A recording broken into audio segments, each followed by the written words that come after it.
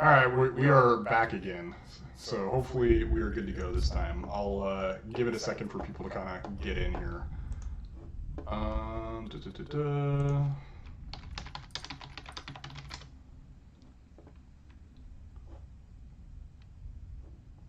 have to delete that again. Dang it. To go this time. I'll give it a second for people to kind of.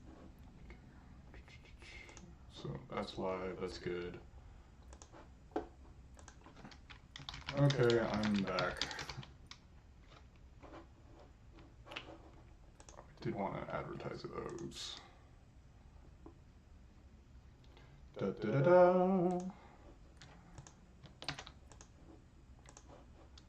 All right.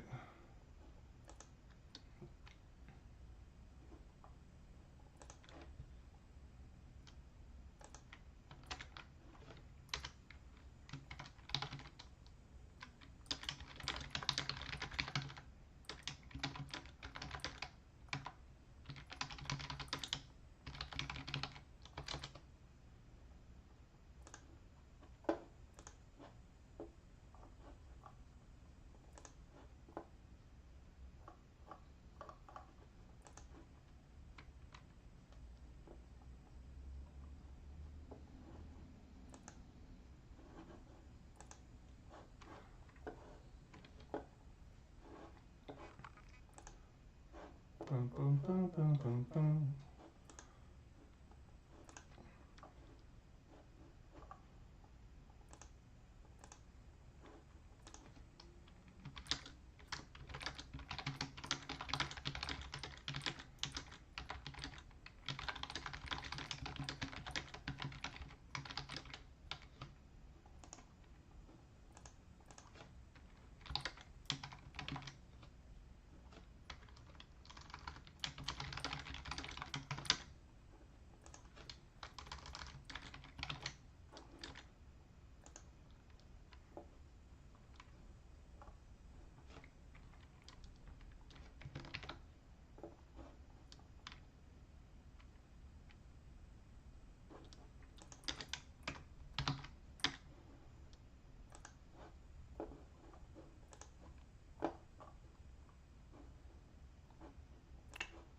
All right. I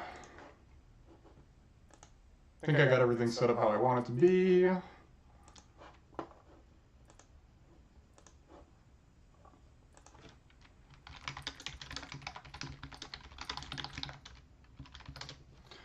right, guys. So the way I'm planning on doing this is I have a couple criteria that I'm going to be utilizing to dictate who I believe should who should be an MVP candidate, right? So these are my qualification standards, and there's four of them that I have going on. First one being MVP is the most valuable player for the team. Not necessarily the best player, because those are two different things. MVP is the most valuable player. Number two, you should be providing the most value on your team amongst your teammates. You should basically be the one providing the most value out of anyone else on your team. You should be the number one. You should be the guy that everyone points to and saying, yeah, this guy's providing the most value to our team. That's what you should be striving for if you want to be an MVP candidate. Number three, if two people are on the same team and they're both competing for MVP, in my view and opinion, it does affect their arguments for it. So, and you'll see this later when I'm going over it, but I am of the opinion that because Quid and River are both vying for MVP, it hurts both of their bids. Whether that ends up changing the results of the MVP candidate, or what I think who I think should be MVP going into Week 6, we'll see. But that's something to keep in mind. Is if you are two teammates vying for it, it weakens your bid for it because you should be the most valuable player on your team. And then the last thing I'll say is if you're on a team in the bottom half of the league, to be considered for the MVP, you have to be having Lyra level performances to be considered. you have to be having like amazing performances to be able to be considered for MVP in this current state. I am having Echo. Let me see if I can turn down the gain a little bit. Or I'll tell you what. Let me change this real quick. 1 second.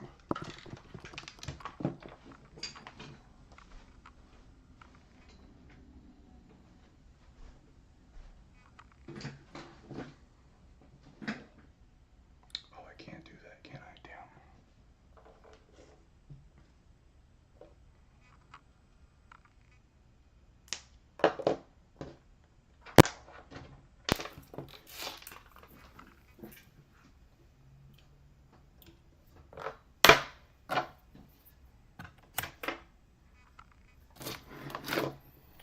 Let's do this.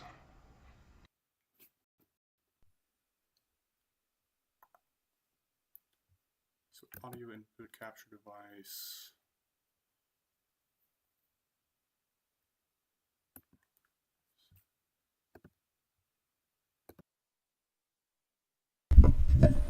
All right, so test. How does this sound? Can y'all hear me?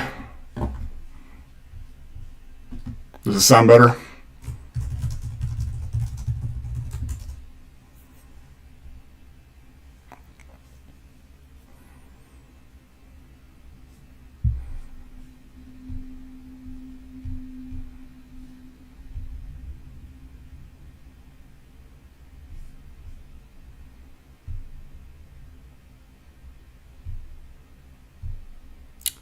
The 30-second delay is kind of killing me on this, but it's fine.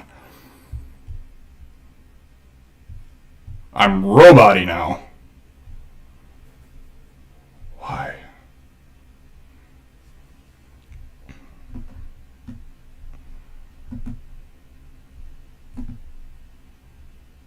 The audio is being picked up from my webcam.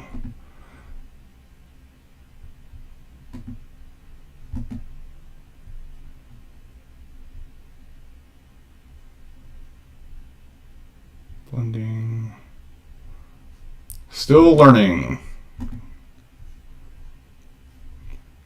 So audio input capture.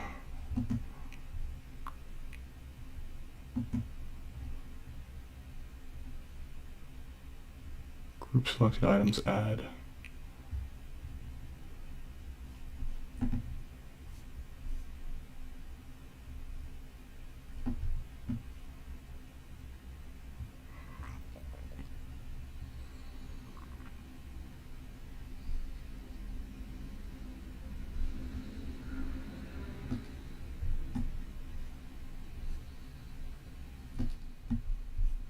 Test. How's this?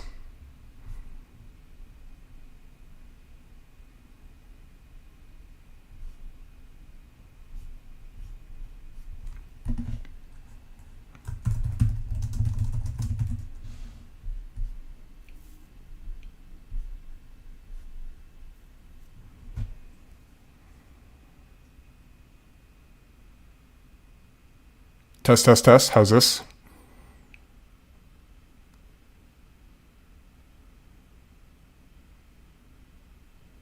Test. How do I sound? Do I still sound robotic-y?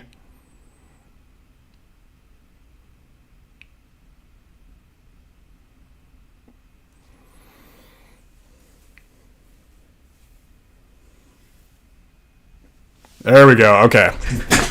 That's what we wanted.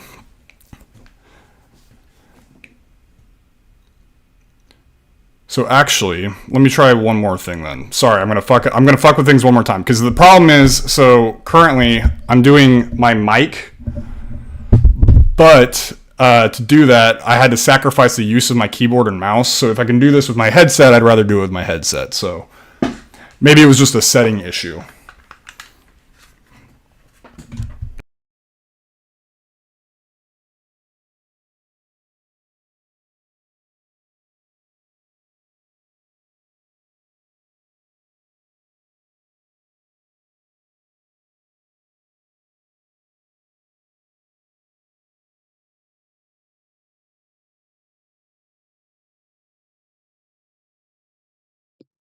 Test, test, test.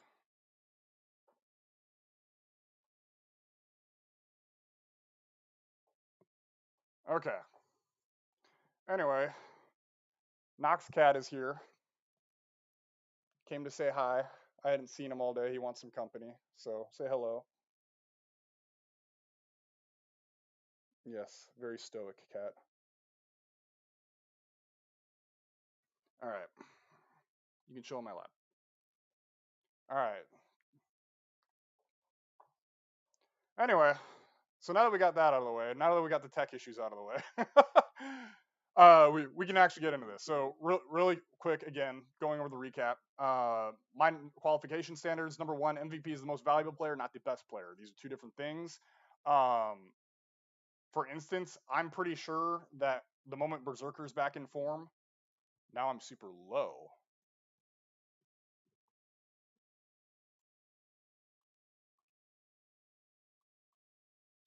Really?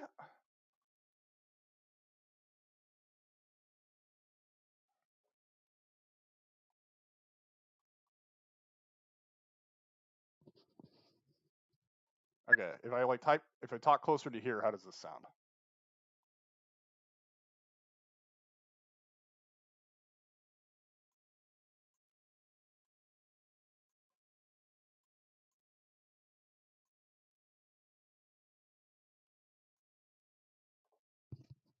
Yeah, if I put the mic closer to my mouth, do I sound better?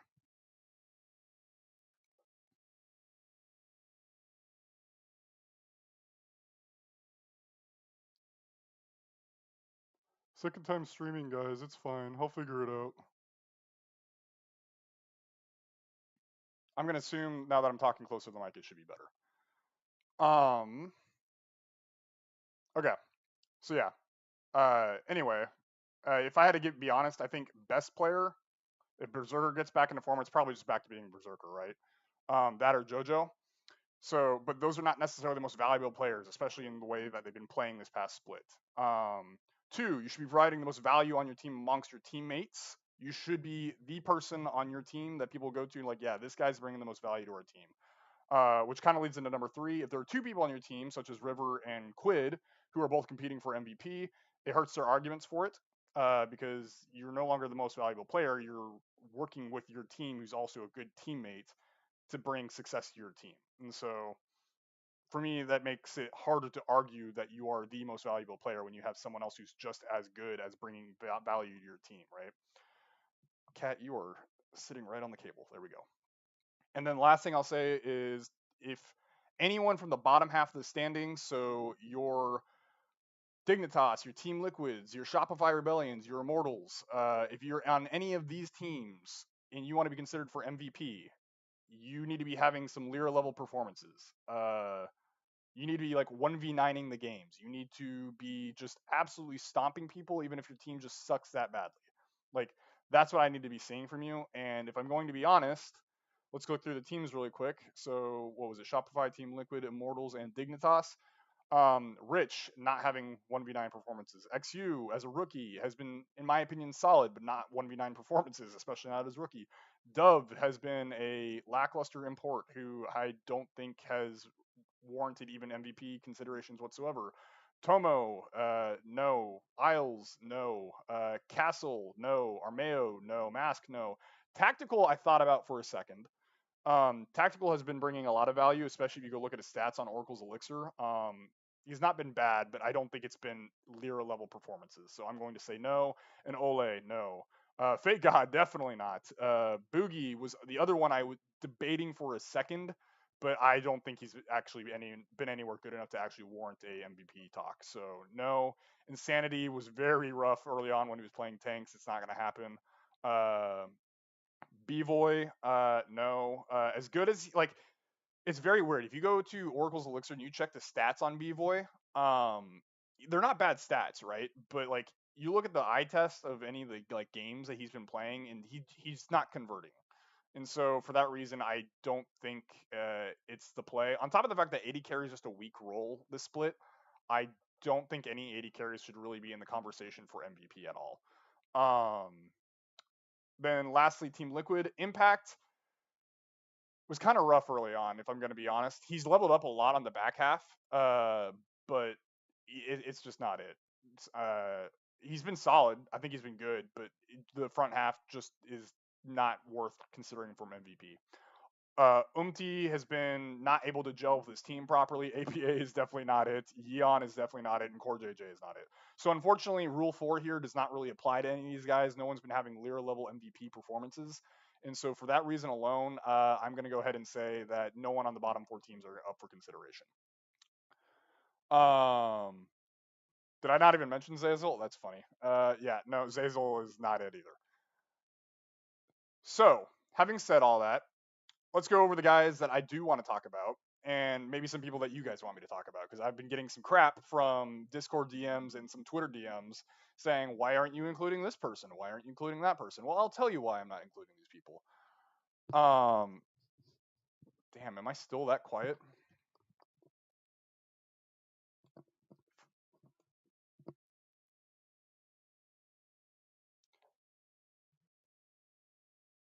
So, okay.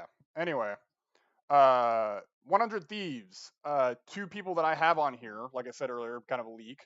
River and Quid are 2 of my MVP candidates. The reason being, I think River, for what he has done with his team, has been absolutely amazing. I believe that. Can I? Okay. I'm getting complaints that sound is still low, but the problem is audio input capture. I don't want balance, I just want higher.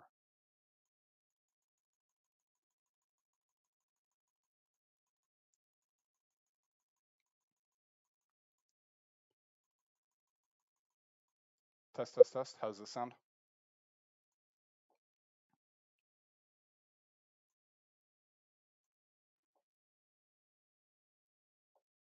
Okay.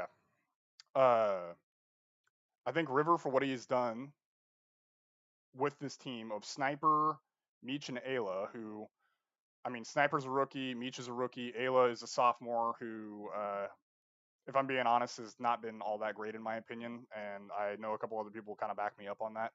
Uh, River's done a lot of work for this team. His early games are wild. A lot of people are kind of referring to him as Malrang, which it's a bit of a unconventional jungling style. But hey, at the end of the day, if it's getting your team wins, it's getting your team wins. And for a team like 100 Thieves, who are completely like budget, it is incredibly important to be getting as many wins as you can. And River, in my opinion, has really been cementing those wins for this team. Quid is the other one, which I thought he's been okay. I've had enough people coming to me and saying that Quid's mid-level mid laning performance has been good enough to be consideration for MVP because again, kind of the same reasonings for River, right? Where it's just like you have this team of Sniper and Meech who are rookies, Ayla sophomore who, in my opinion, hasn't been all that good. Um, it's for those reasons that Quid's kind of getting the same acknowledgement well because he has been performing well, right? He's been a top 3 mid in the league. He's been, in my opinion, probably the second best behind JoJo. And so it's for those reasons he should be considered. But this is where it becomes a problem because he's competing with River. It kind of hurts the overall narrative for his MVP candidacy, right? So those are the 2 from 100 Thieves. The one I have from Cloud9 is JoJo. I think JoJo is still far and away the best mid laner in North America right now. It is insane how good he is. He constantly has lane pressure going on. He constantly shoves people out of the way. He constantly has map control. He still has dumb mistakes here and there. Do not get me wrong. He has kind of dumb deaths every now and then. On top of the fact that during their Cloud9's loss streak, it was a little rough for Cloud9 as a whole, right? So I'm a little iffy on whether he's actually deserving it or not, which is part of the reason why here in a little bit we're going to be starting off with the Cloud9 VODs. I'm going to be like times twoing speed, pointing things out that I noticed that he's doing, so on and so forth, and seeing whether like, okay, yeah, like his lane dominance is worthy of getting him MVP again, even if his team has not been able to help support him in that aspect. Or maybe it'll be a matter of like, hey, he doesn't have it right now, but coming into week 6, if he smashes all 3 games and we can look at what his schedule is, right? Dignitas, Immortals, and Shopify Rebellion, 3 teams at the bottom of the table. If he comes into next week and just completely destroys Mask Insanity and a Dove, then maybe we'll give it to him, right? But he has to smash those guys because like they're not like respected mid laners. Like if he was beating someone along the line, like I guess Quid. If he was beating Quid in lane hard because Quid's actually been the one that's given him the most challenge, it would be like a different story. But he's kind of facing guys who have not been all that solid in lane or mid laners, I should say. So that'll be kind of like what we're looking for whenever we're watching the VODs, right? While we're on the topic of it though, Blabber.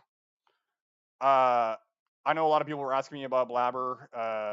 I don't think Blabber is currently in the running, and the reason being is that during the time in which Cloud9 was struggling, I thought he was kind of a major problem like that. He was very, very vegetarian. He was not pushing his lanes that were winning into even further winning states.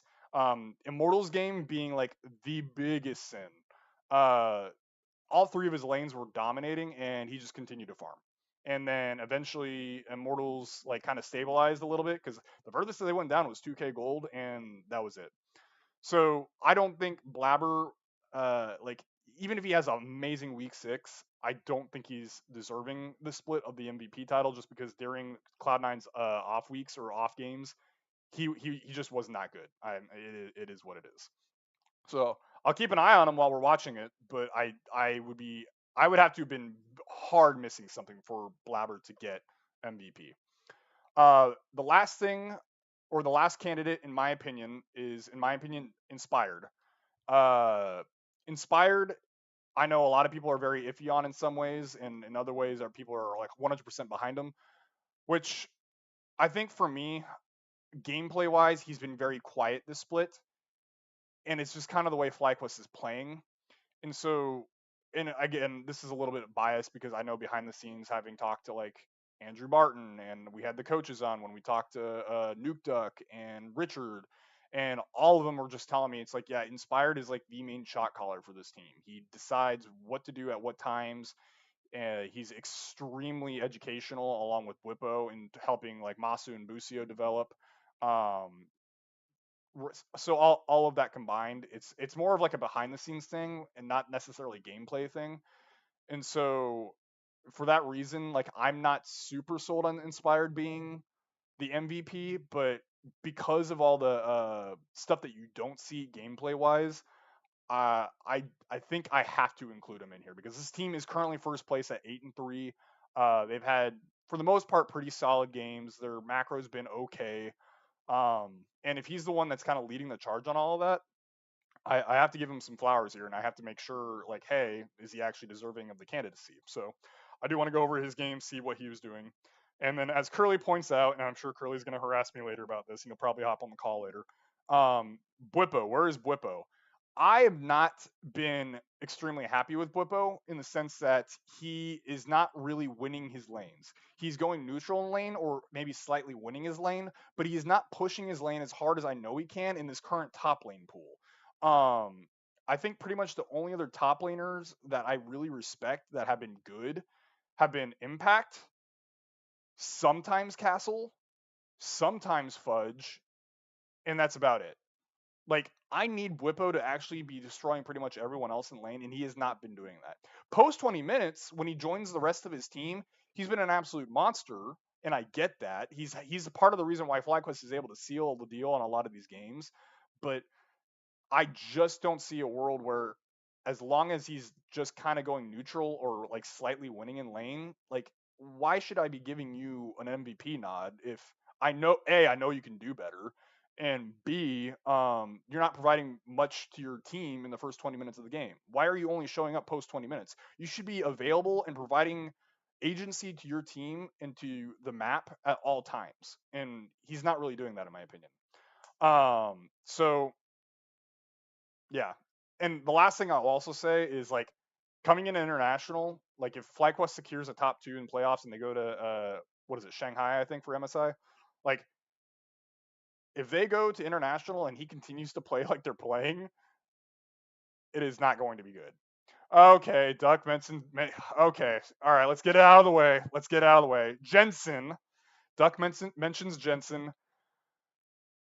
This man. Okay, I'm going to be fighting my biases so hard right now.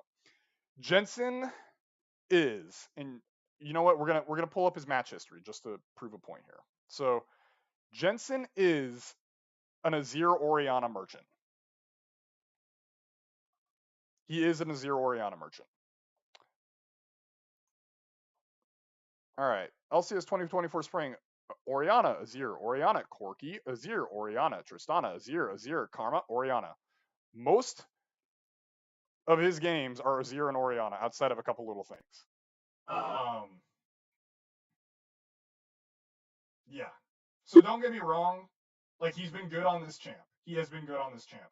But it is just so meta. There's been so many pros that have been just like, oh, the FlyQuest are so lucky that meta-wise, like, it's just a great meta for them. I will keep an eye on Jensen. He will be my number 5 in my opinion. Like, if he's actually providing agency on a Zero and Oriana, which he is, especially that 100 Thieves game where he had 100% kill participation. Oh, the echo's back. Do I need to just talk quieter? If I talk quieter, does it echo less? Okay. So if he's actually providing agency with these 2 picks, then maybe I'll give him a consideration. But I don't think he's really doing all that much to be able to, under my standards of value. And that's the thing. Like, so Silly Shadow, like, that just seems a lack of understanding of how top lane works currently. I would like to remind you of my standards. MVP is the most valuable player, not the best player. You have to be providing value to your team. I would argue that other top laners, like Impact, provide more value to his team in the early game. Like, I think Impact does way more in the early and mid games than Whippo does. Whippo has far more impact in the late mid to late game than Impact does, but at least Impact is providing value to his team in those earlier parts of the game. So that's why, for me, Whippo was not in consideration. And Jensen, I'm not sure on. I'll be keeping an eye on him as I watch Inspire, because mid jungle duos are easier to watch that way. So that's the current plan. We're gonna start off with JoJo. We're gonna pull up some JoJo VODs. We're gonna times 2 speed everything, make it nice and quick. Does this take me to YouTube or does it take me to Twitch? Let's see. Oh, it takes me to YouTube. Cool.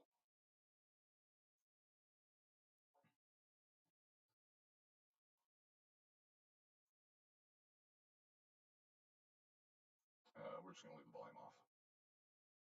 I do not have ad block, unfortunately, because this is my work computer, so it's kind of a struggle. So we'll playback speed 2 times. All right, and then let me move that. Okay.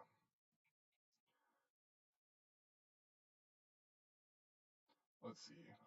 Is the echo gone, by the way? Girl, you want me to have Jensen win MVP? Please no, I do not want Jensen to win MVP. All right.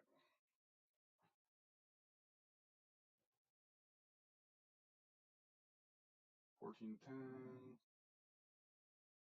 A lot of this is just gonna be me watching the mini map, right? Blabber comes in, kind of clears away Palafox, kind of buys him some space. He's up in CS currently already, 25 to 19. Kind of already running away with the CS lead. Pushes Palafox out of lane. Or I guess he doesn't push him out of lane, but basically, yeah, look at the CS lead he's already accruing.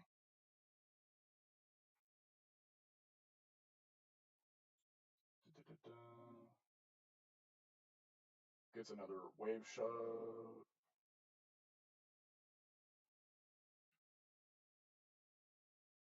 It's just such a massive CS differential already.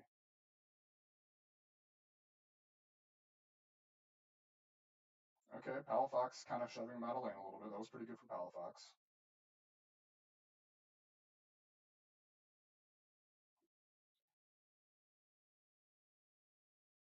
Yada yada yada. So there's a fight here. Okay. Runs up to take grubs. Nice little gank from Vulcan. Gets a kill onto Palafox. Fight in the bot side jungle. Contracts engages. Jojo immediately comes down.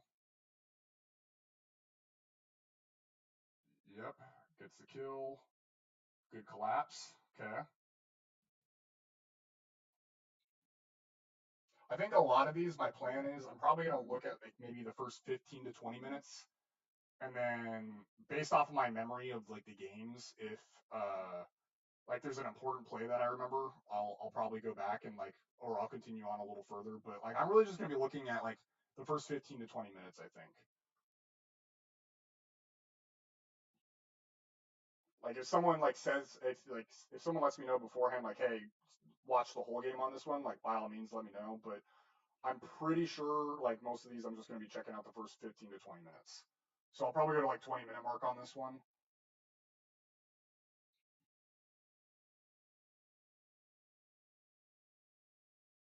Okay. Gets a nice topside roam, gets a tower. This man's rich, by the way. He has a 200 gold bounty. Back in bot side now. He's taking a lot of farm and a lot of gold. So I will say, because he's taking so many resources, right? He should also be the one carrying. So there's kind of a heavier weight of burden upon him now because he's getting so many resources. You're almost expected. You are expected to carry, right? So look, he teleports topside, takes that farm too. So hopefully he's getting. Yep, there's his item. There's a fight here.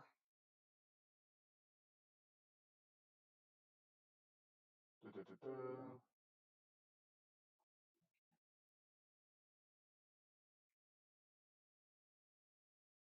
Nice little kill on FBI.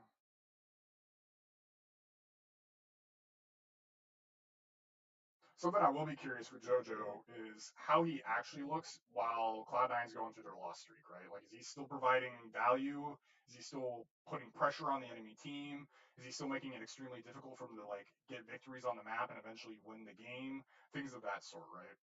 I know Cloud9 kind of runs away with this NRG game, and that's about it.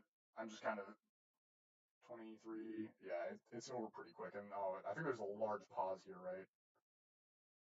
Yeah, there's a large pause here. Okay, well, so that's game one. Pretty easy, pretty simple. We look at the 100 Thieves game. As we get another ad, we love ads. Sponsor me, Hertz. I'm replaying your ads.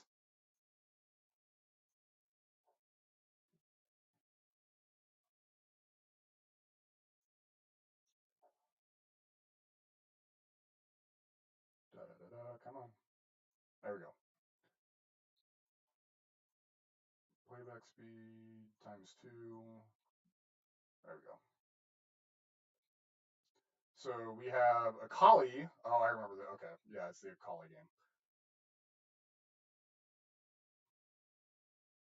How does this go? Gets initial wave shove. Quid's actually matching him CS, which is better than Palafox so far. I cannot have uBlock Origin because I am currently streaming. This is my work laptop. My current laptop does not have the power to stream, so this is what we get for the time being. So unfortunately, my work laptop does not allows me to have OBS and all this other streaming stuff, but I cannot have uBlock Origin, which is crazy. Let's see. They both immediately try and roam down. Still farming, pretty even. 38 to 38. Roaming top side. Doesn't have to do anything. Immediately goes back mid. Gets the lane shove. Sniper comes in to cover the mid lane. He gets the back.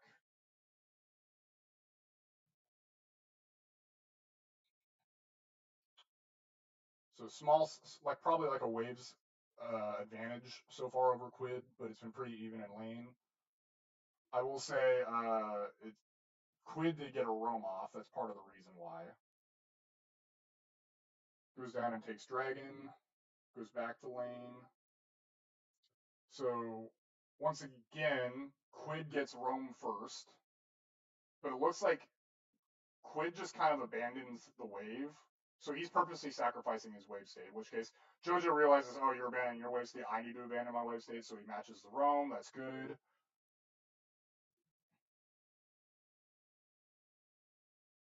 Back to lane. He's slowly getting a CS advantage over the Nico. Doing a check on jungle. Comes back.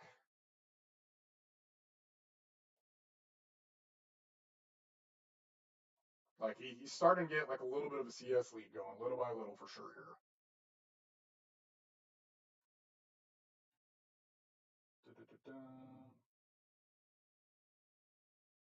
By the way, guys, like this is going to be a long stream. Like I am purposely streaming for like 3 to 4 hours on this. If you want to come and go, totally come and go.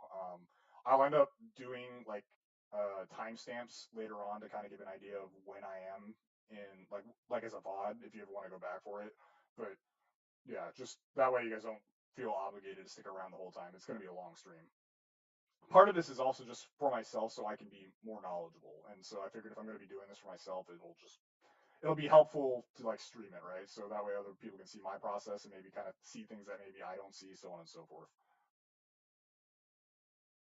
Oh, silly, no, you're good, dude. Like if you and I have a like if you disagree with the way I think things through, like by all means say it. Like that's part of the reason why I want to do this. Like tell me what you think because then it helps me understand what the rest of the community thinks. On top of the fact that maybe it just helps me learn something.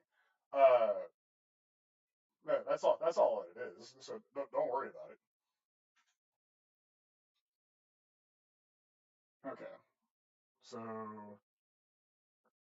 River goes for a gank on JoJo, avoids it. Shroud is so broken, man. So Blabber comes in, covers him. They make a call. Oh hey, Vulcan's collapsing. We can go for this fight. Comes in, nice little kill. And Shroud again. That's an insanely low cooldown. Okay, nothing like super fancy, but easy enough. Good on JoJo. I'm bus riding. What do you mean I'm bus riding?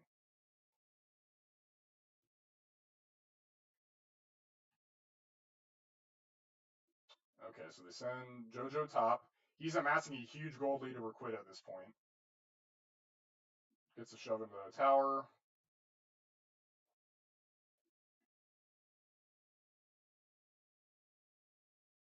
He keeps. You see how he keeps posturing?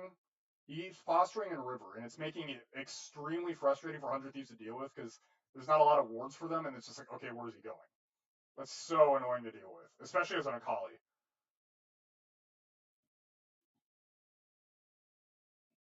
Gets another wave shove in. Like he's very, very good at like finding the timings to shove waves in, so that way your opponent's losing waves. Oh, he kind of gets rocked here a little bit. What happens exactly? Shroud dips out. How does he live here? Like, like what even? Okay, JoJo lives. I guess we could watch it one more time. So Ayla gets a hook on him, knocks him up, roots him. He gets Shroud off, dips out of there, goes back in, starts to leave, finds Sniper, pieces out again, has to burn Flash for it. But like at the end of the day, he still lives, and there was so many resources burnt onto him. It's kind of insane.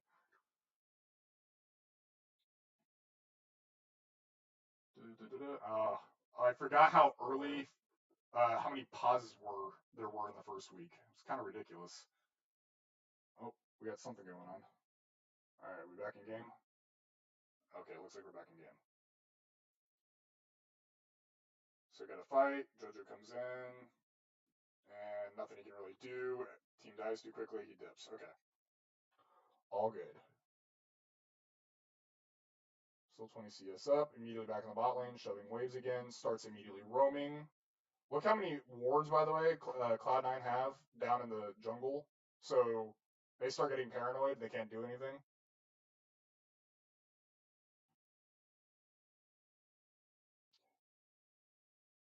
Yeah, this is just the first 2 games of the first week, Arkham.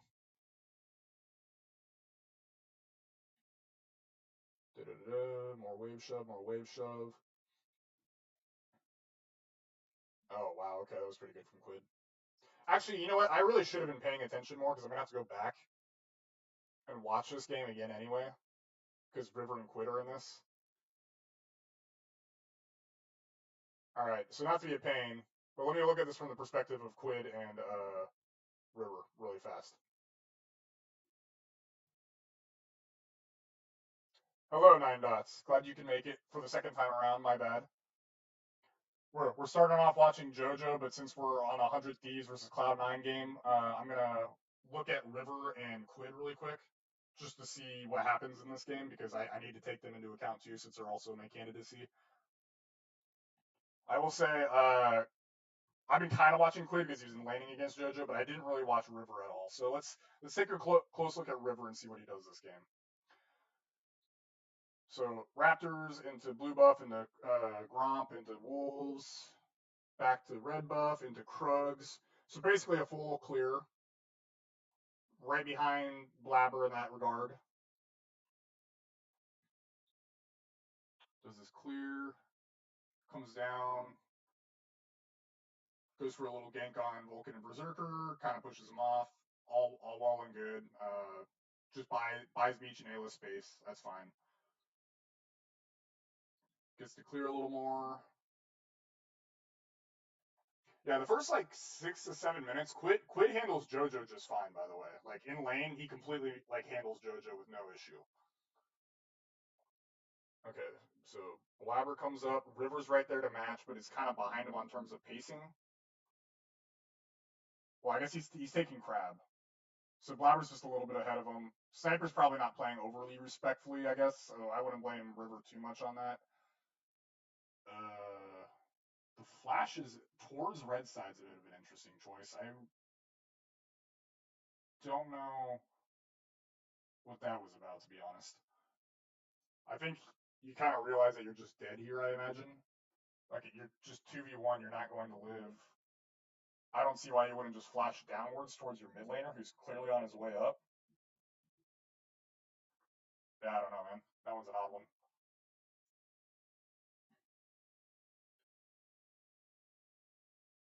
Yeah, no, don't get me wrong. Nico into Akali, like, it should be winning for Nico. I just, with how well JoJo's been playing, I just have JoJo a little bit on a higher caliber. So the fact that they were kind of even in lane up until this point, like, it's not like a compliment, but it's just like more of an acknowledgement, I guess I could say. So River gets Ed and Eddie, all well and good. Even in farm with Blabber the whole time as well. River's coming down.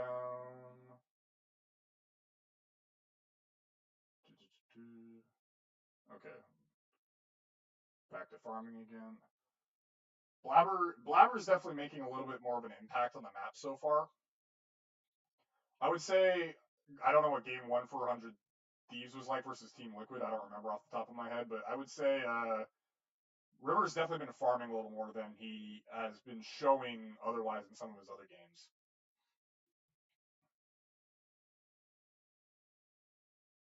Back to farming again. This is where JoJo starts to slowly take over the lane little by little.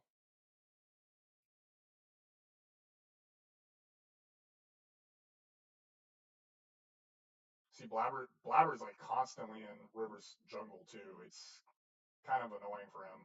Like he's keeping him in farm, which is impressive, but like Blabber's also getting ganks off too. So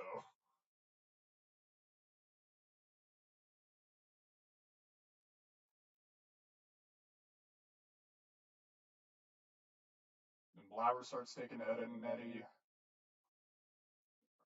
I guess team's not overly in position to fight for it, so it's fine. He just goes back to farming.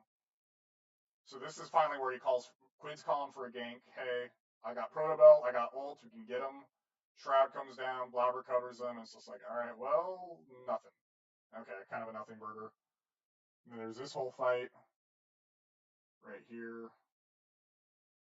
So what happens exactly? Let's see. Vulcan basically comes up, kind of cuts him off. Yeah. And then Quid's out of mana, can't do much. All right. Let's figure out later in so that we can go out and play farm 6 champs on this team. Yeah, he like I think, and I'm sure this golden glue probably has something to do with it, right? But I think the team started to realize, like, okay, yeah, you farming does not work. You have to have a lot more agency in terms of your playstyle. You need to, again, kind of back to the comments I was making and like other people have made before. It's like NA Malrang, right? You start ganking and you start like, hey, you have to win lane. You have to win lane. But, all right, let's see. River ults onto Vulcan. Doesn't really do much. Dies. Nice. Love to see that. Where's Quid at? Quid. There he is. Ults. I think he gets JoJo on it, and that's about it. And then kind of just has to back out. Okay. Rough game for 100 Thieves in general, though. So it is what it is. Oh, yeah, then here's the pause.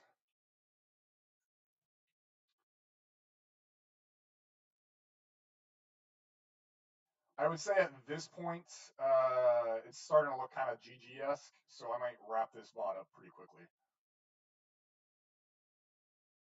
102 versus 001, 131. Yeah. I think this was a very big learning moment for 100 Thieves.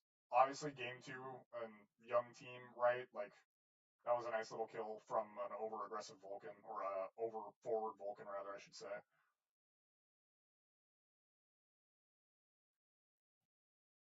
I know JoJo has that sick kill. Is it here? Let's see.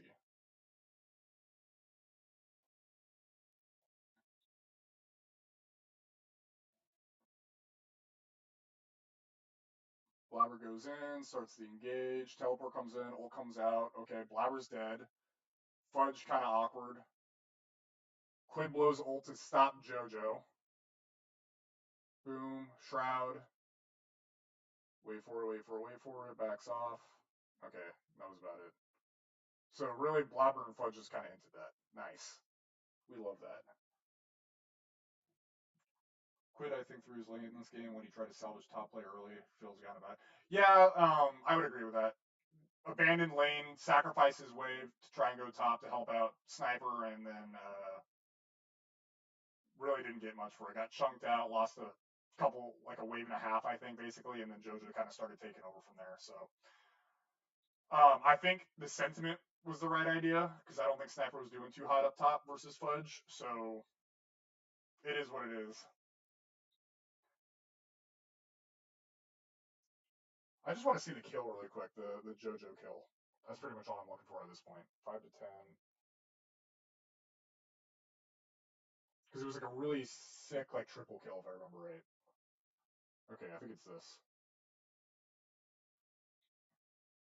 Ult onto Blabber, immediately has to back off. Yeah, these Nocturne ults have not been hit, by the way. There it is. Yep, okay. Let's slow this down a little bit. Oh, not subtitles. We want playback speed, normal.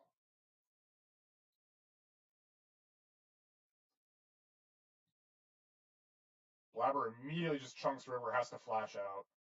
JoJo's on the side, flanking, being an absolute pain to deal with. Just sick combo, just sick combos. It's just is that not so good? Is that not so good? It's so good. So there you go. I think we're pretty much good with it at this point, right? River tried farming, didn't do well. Quid sacrifices mid to try and help out Sniper and kind of got blasted for it. Not a strong game overall, but that is what it is. Dignitas. Let's see what this one brings.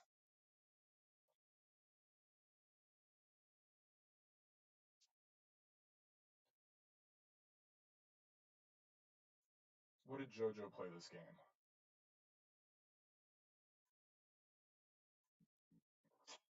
Oh, look at that. It's Azir. Azir merchant, anyone?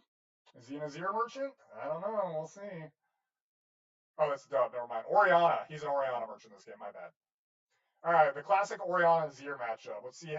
Let's see how he handles the Korean import mid. Clearly, the Korean import mid should be better, right, guys? That should be how it works.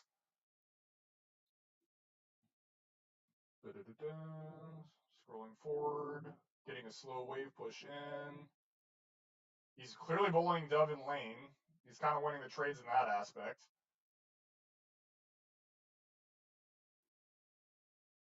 I mean, Dove's keeping it somewhat even, but I would say JoJo's getting the upper hand on this. My question is, where's XU? This is like perfect ganking. I mean, I guess he's getting his jungle invaded. He can't really do that. All right, gets wave shove in. Nice fat lead.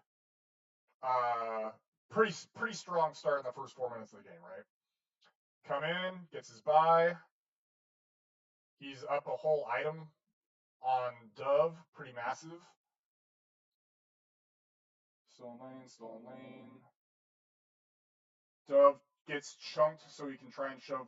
I guess it's not showing mid lane, so I'm not really sure exactly what happens, but Dove gets chunked pretty badly, right? So JoJo has the lane again. Kind of looks like he's hard shoving, I'm assuming. No, he's letting it come into him. This is where having .raffle files would be great, so I could actually watch this in the client. But we're watching the YouTube VOD. It's fine. Okay, now he held the wave right near his turret, so it's kind of hard for Dub to just sit there. So actually, that's the smarter play to do. Look at the CS lead, by the way, 51 to 33, 51 to 34. Like, yikes.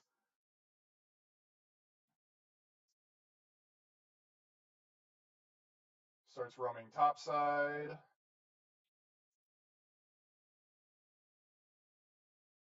Comes back down.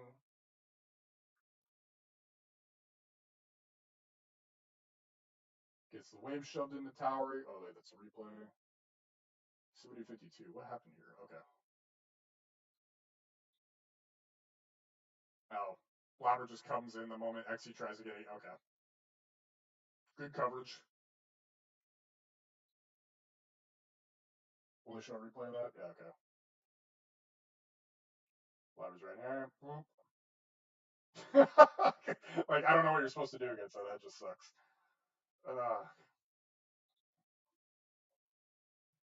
Yada, yada, yada. Come on.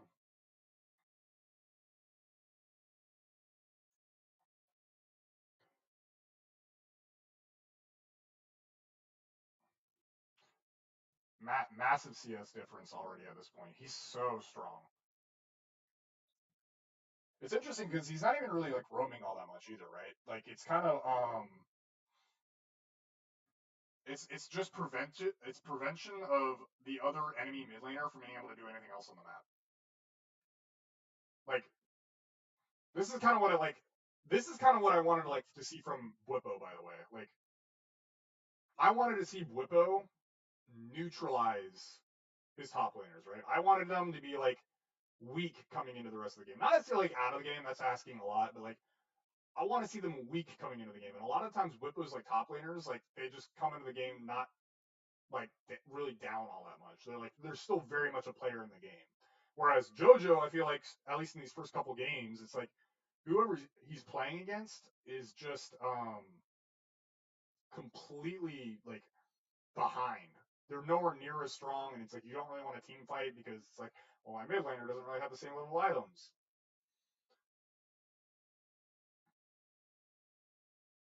I mean, we'll get to it, Curly. We'll get to it.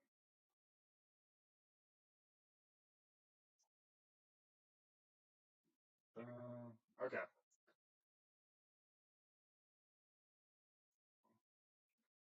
See any massive team fights? Oh, he dies here. What happens here? Okay. See, this is kind of what I'm talking about, though. JoJo does have moments like this. He does have dumb deaths. He does get caught in side lane every now and then.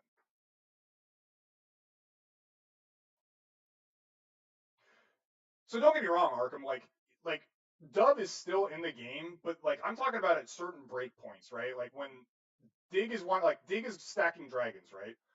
Um, it's a matter of like there's certain break points that you want to have your item at, and Dub doesn't have those items. And so it's very hard for pro players to want to like take fights because it's like, well, my mid laner doesn't have his item completed, and JoJo does. Like I know it doesn't seem like much, but like I talking to pro players and listening to their comms, like it's such a huge deal to them in game. Like they will literally not take fights because like their teammate is down half an item.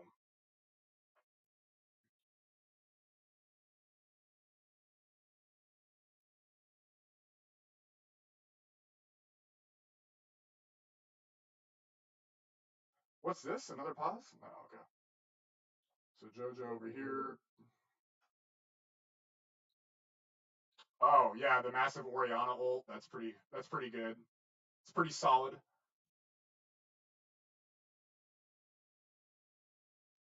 Oh, there's the pause. All right, we'll call that one good. All right, so here's where I get a little interested, right? Because this is where Cloud9 goes on their losing streak. So this is where I'm curious to see if JoJo is still being a massive factor in the team and what they're doing, even though they're losing. And if he is, that's going to bump him up a lot for me, right? But if he starts kind of rolling over and getting killed or whatever reason, I'm pretty sure this is the Vayne game, right? In which case, like, it's hard to have a lot of agency on the Vayne game. I think this is kind of a rough pick. We'll see though. Like he should easily win this lane, right? Because it's Vayne versus Sion. 25-17, not very surprising. 29-20.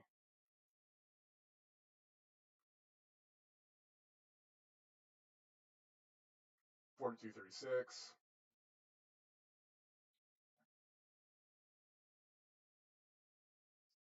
Use up a kill. Gets the flight. Yep. Okay.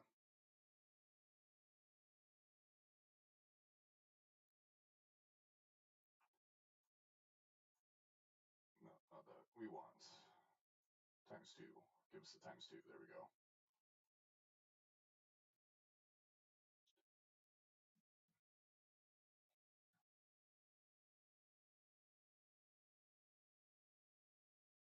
Yeah, the JoJo Caps moment.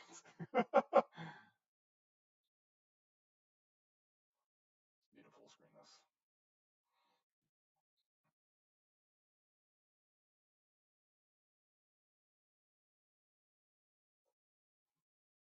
So I'll be honest though, the Vayne pick, I'm not exactly sure what your win conditions are here, right? Like obviously you win lane like into Scion, that's like a no-brainer. But like after that, are you supposed to go into side lane and just like 1v1? Like you should like can you outduel the Udyr or like I know you can probably always outduel the Scion, right? Oh yeah, this was really bad. This was like really bad. What the hell are you guys doing here? That is just that's giga inting. I don't. Yeah, JoJo was elo held this game, but even if it was like even, like I feel like it's just kind of hard for Vayne. I don't know what Vayne. I guess I just don't understand what Vayne's supposed to do this game. It's so much easier to just like build tank items and then just be beefy for Insanity here compared to what JoJo has to do. The game's so much easier to play for Insanity than it is JoJo.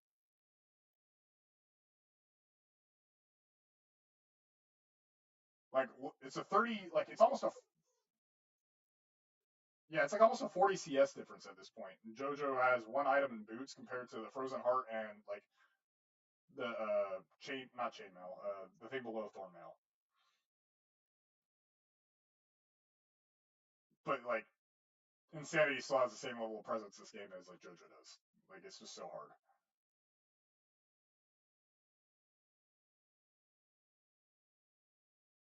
Encoding overloaded. Consider turning down. It disappeared.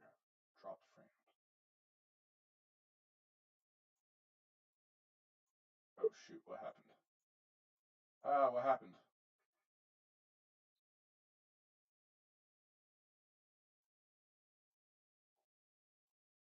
Hold on. What happened?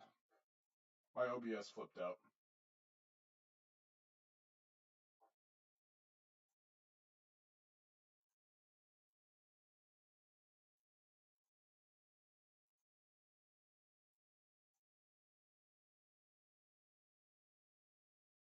Can y'all still see everything fine?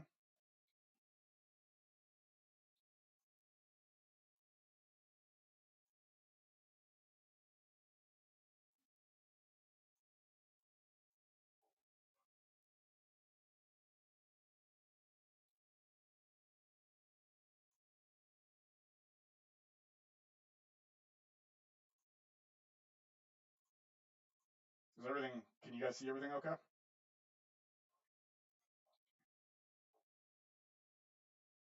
Okay. Sorry. OBS flipped out on me.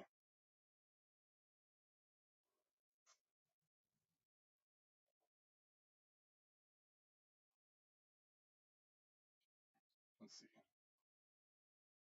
Get funneled side lane farm and then just be impossible to fight at dragons. Like you should just try and be Chobi or something.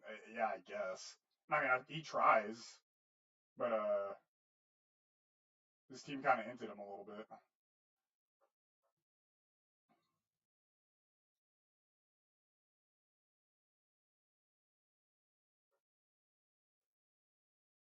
So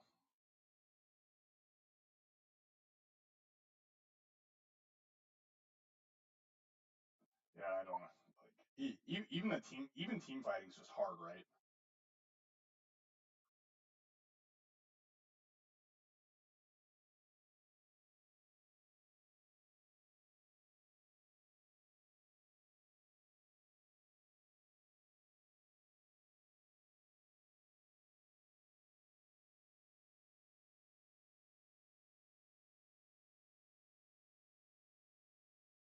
Yeah, just much more to. I don't think there's much more to watch from JoJo on this one. This is just it's just a hard game for him. All that one good. All right, so week 2, we're done with week 2. I need to speed this up a little bit.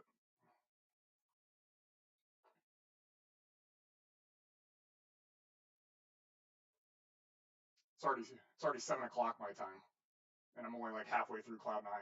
All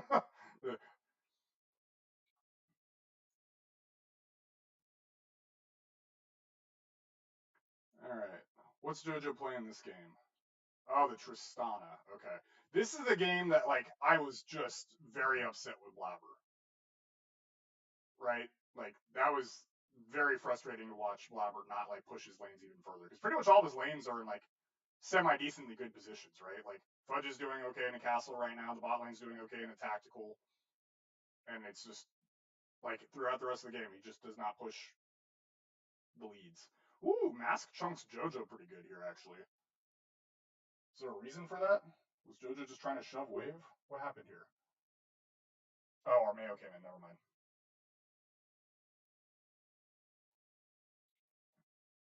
Gotcha. Okay. Armeo comes in, shoves him out, helps Mask out. Always appreciated.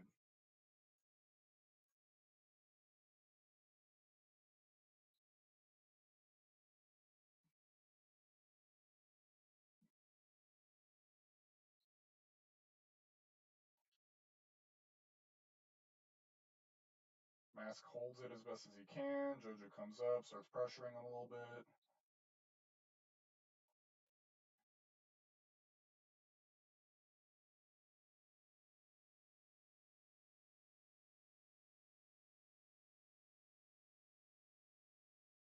More pressure on a Mask. Armeo's there to cover him.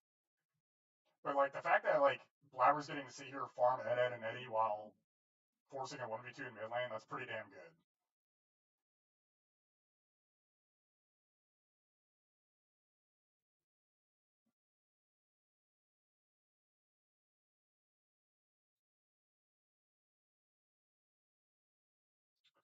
Mask is holding his own, which I guess kind of makes sense, right? Everyone was saying at least earlier on in the split, Mask was like actually pretty solid, and that Immortals as a team was like giving good like scrim results and stuff like that. So I guess it checks out.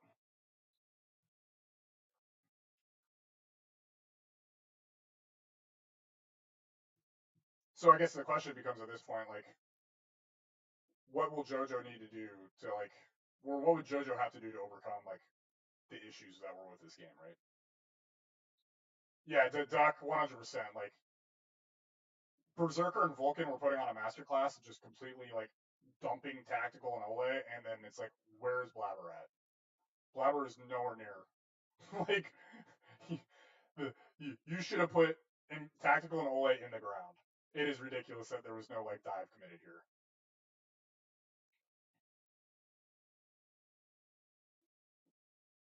Oh, what's that? Let's farm Ed and Eddie again. Like, I mean, I guess gonna be really great for split pushing.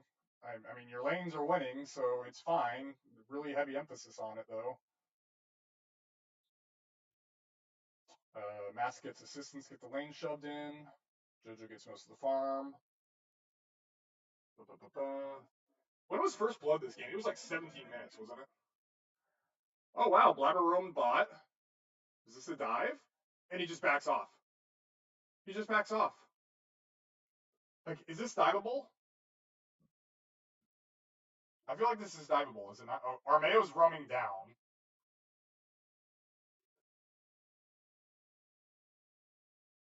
I don't know, man.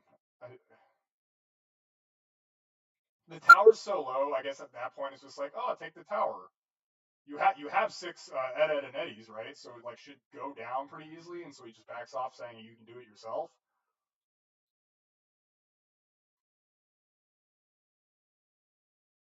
There's a tower. Like, all right, cool. I there had to have been moments though where it's like you could have put him further in the ground. Yeah, you gotta yeah, exactly. You gotta force him off the wave. Like I don't know. There's just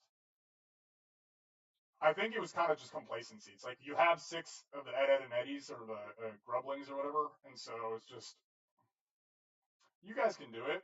Which I mean you can, but why not? Oh, okay. This is I remember this. So JoJo gets caught here. Is this greed from JoJo? He has flash, so I would say yes. This is just greed from JoJo. So that's kind of bad on his part. Does it change anything though? Mm, I mean, Mask is not even involved, so his lane opponent's not getting anything. I mean, okay, it's a single kill. Wave gets shoved in, so there's about a 10 CS differential now in mid lane.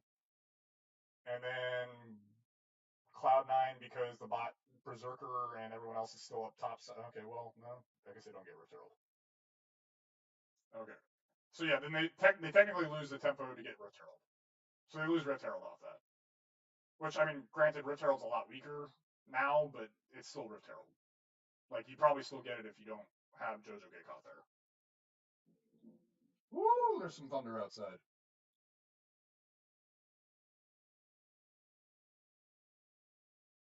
JoJo actually kind of catching back up in CS a little bit.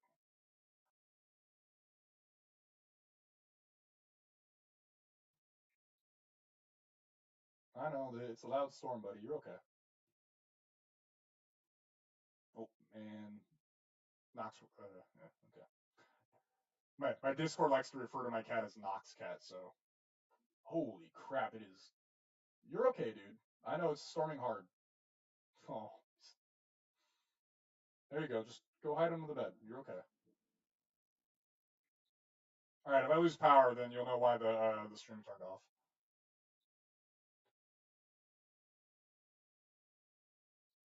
Yeah. At no point did Cloud9 have more than like a 2.5k gold lead this whole game. Like, I mean, it's just 100% like Blabber could have easily put the bot lane in the ground. Drake take. Come on.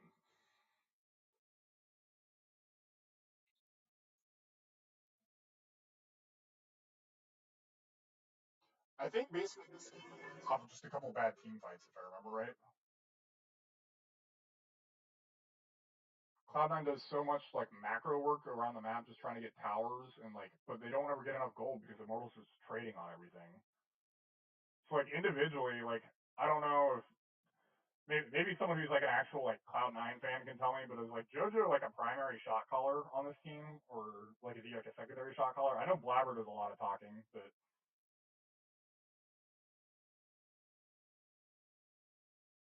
there's so much pandering, more pondering, just idling around.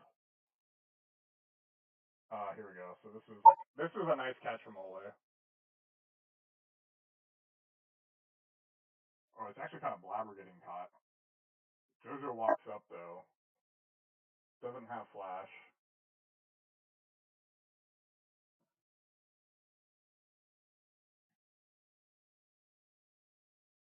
Everyone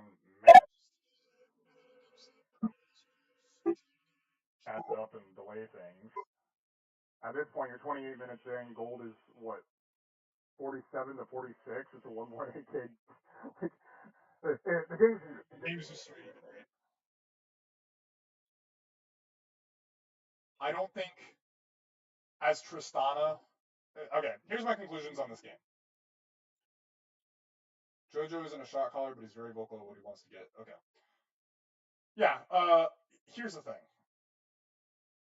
Okay. Yeah, he tries. He tries there to get mask. So I like the attempt. Gets massively poked out from long range. But I mean, like, here's the thing. At this point in the game, when you have Aatrox, like Ivern, Orianna, Ezreal, Bard versus Udyr, Rel, Tristana, Varus, and Karma, I think Immortals has the better like comp in this aspect because like it's just so hard to kill mid through top on Immortals side, and then tactical is very hard to get onto even for Fudge due to like flash, cleanse, arcane shift. Hopefully Ole is even peeling him. Like there's just so many like peeling abilities, right? I yeah, I don't think there's much JoJo could have done this game. This was just really on Blabber not killing the bot side when he should have. So I'm just gonna go next on this one because I need to speed it up anyway. FlyQuest versus Cloud9. So we will keep an eye on Jensen, Inspired, Bwipo, and JoJo all in this game. So I'm gonna have my work cut out for me a little on this one.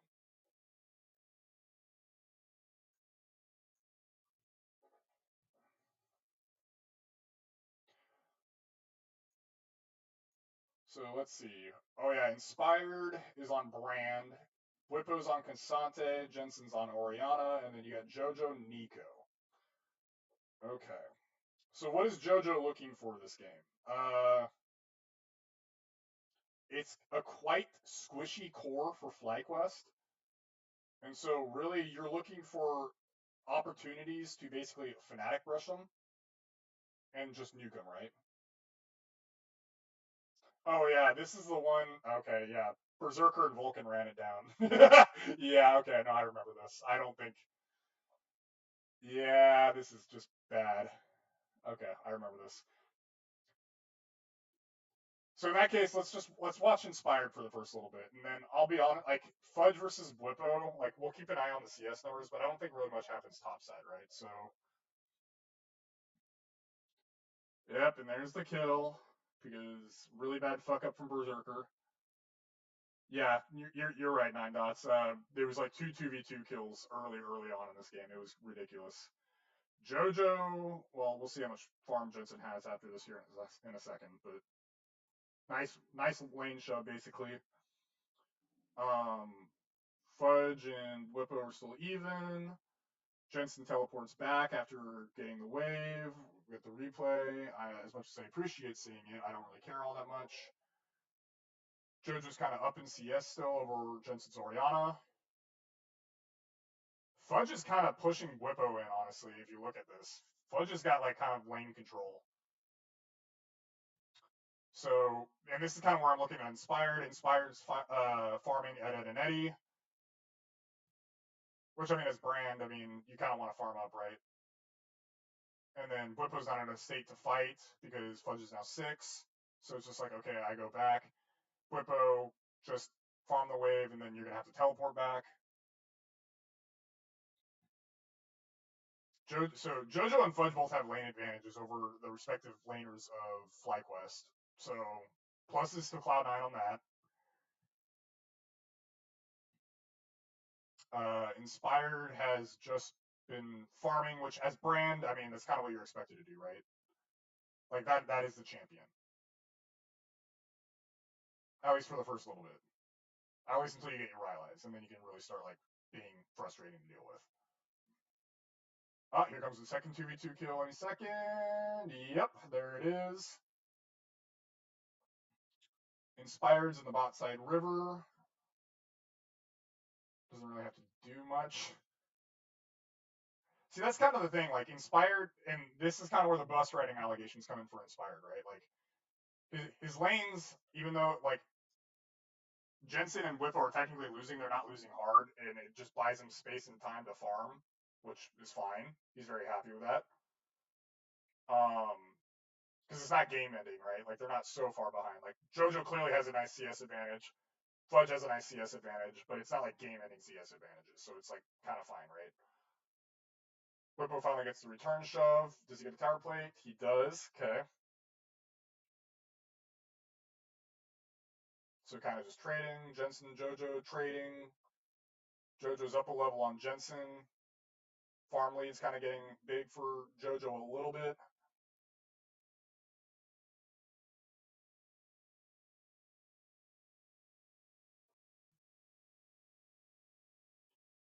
Let's see.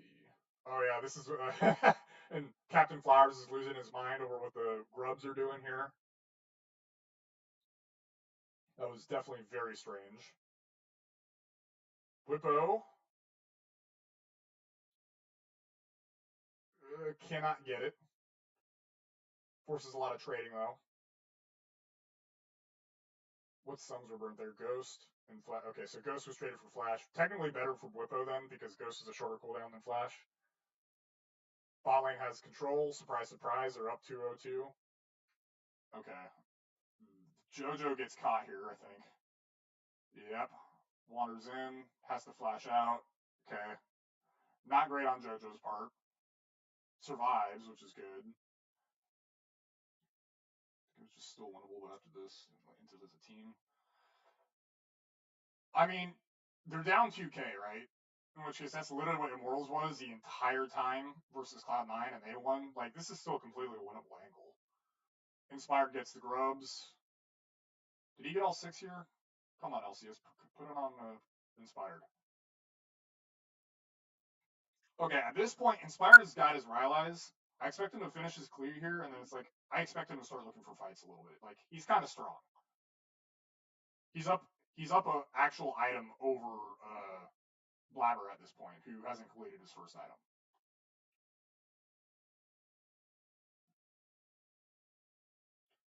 So I would say 13 minutes in, Jensen has survived lane against JoJo just fine. Blippo's kind of been getting smacked by Fudge a little bit, if I'm being honest.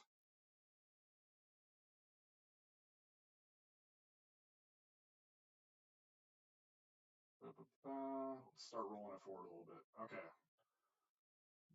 See, this is what I was looking for. So finally, now that Inspired has his item, he comes up topside. Hey, Whippo, we're gonna gank Fudge, or we're gonna like start punishing him. We're not gonna let him play the game anymore, which is great. That's what I want to see. JoJo, nice teleport. Okay. Actually, how does he play this? Does he hit his stuff? Yeah, gets the full combo, full damage. Forces a teleport out of JoJo, so it's a nice response from JoJo, but it also forces a summoner out of JoJo. That's good. That's the kind of stuff that I want to see from Inspired, like at least on this champion, right? And we'll go over Inspired more later on, but that's kind of what I want to see. Good response from JoJo to make sure that his top lane's covered though. Great response. Stays top.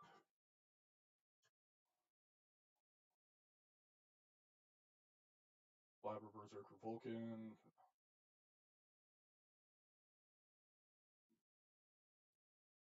Jensen TP's in. Kind of a nothing burger.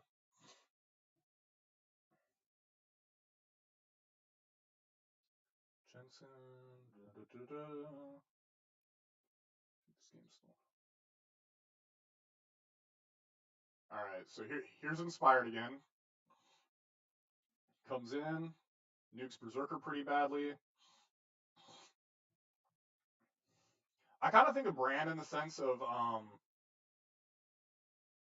well, no, that's not true. Never mind.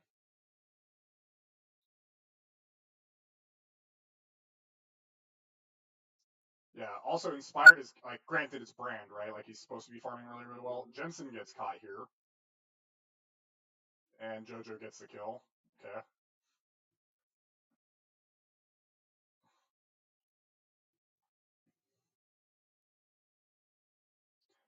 Yeah, this is kind of like the allegations that FlyQuest is fighting right now, right? Whereas it's just like, oh yeah, like we just, even if, like, for example, this game, even if we're not winning lane, like we just don't lose so badly and we let Inspired farm up, and then on a champion like Brand, it's like, oh man, I can really, like, I can do some work, right?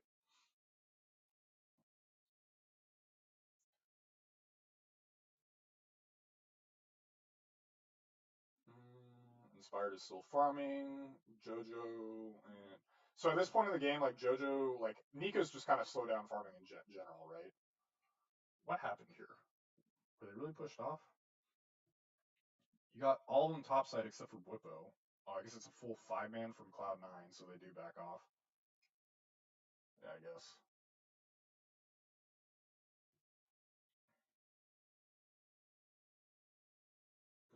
Shot calling, don't really care.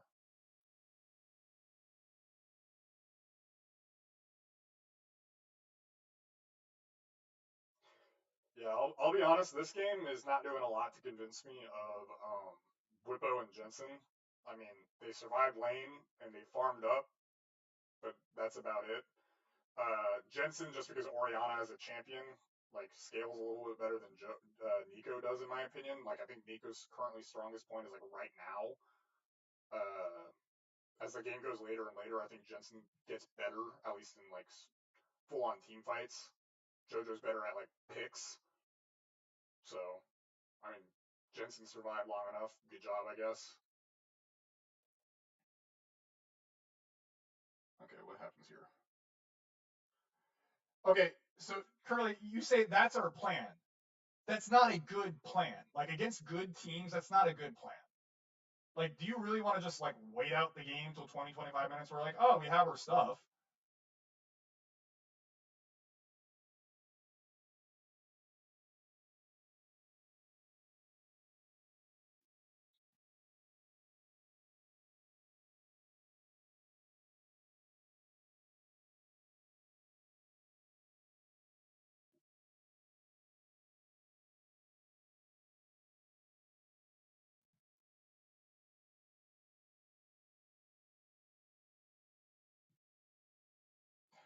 Yes, it's worked. It has worked.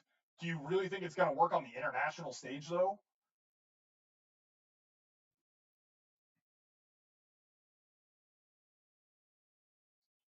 Or even tell you what, do you actually think it's going to work, like, when teams actually start prepping properly in playoffs? Because I don't think it's going to work. I think FlyQuest is actually going to get called out eventually.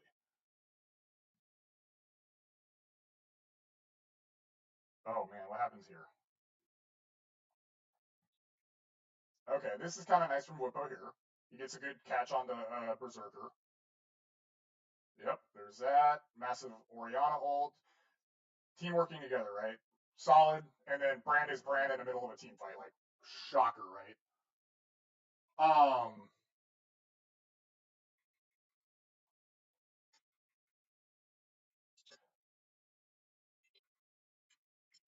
I'm trying to think. Could JoJo have done anything this game to really change the outcomes? He probably could not. He probably shouldn't have gotten caught around Dragon, but that didn't really change much because Drake was already taken at that point. He has a good save here covering for Fudge.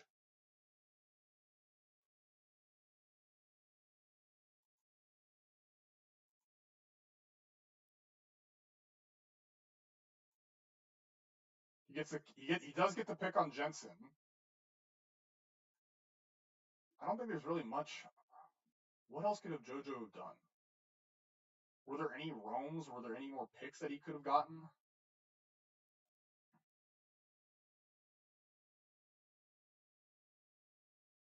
Like he's looking. Cloud9 or FlyQuest is being respectful.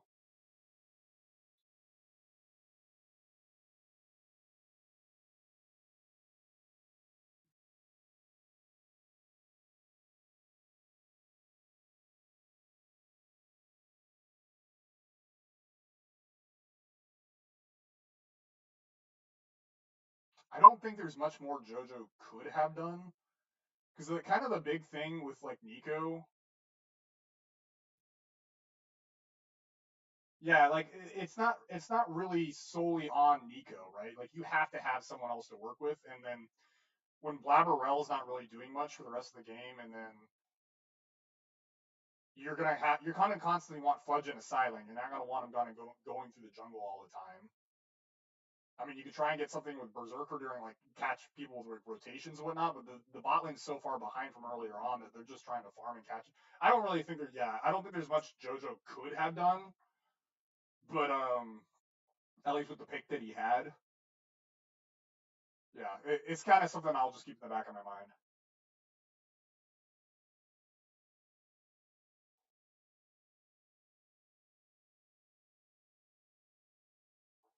Yeah, so okay, you guys bring up a point. So is there any roam timers that he could have had? He backs here. Or he roams down actually. Is he aware where Inspired is here? So Drake comes up. Bot lane's already dead though, is the thing. So is he starting to roam bot so that way he can cover bot? Blabber's down there, so he starts to roam bot for a possible 4-man dive, right?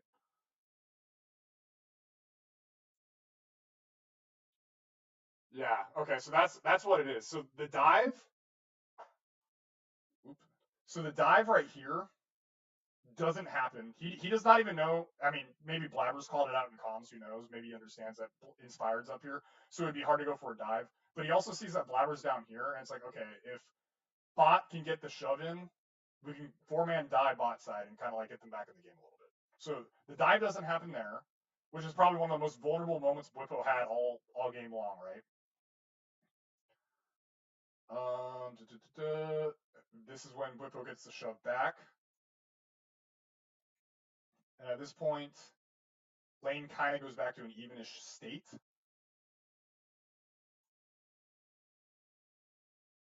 And then Jensen and and then bot lane starts coming up to mid at this point, and okay. Yeah, I don't really, I would have had to really look at lane states perma, but I assume there had to be.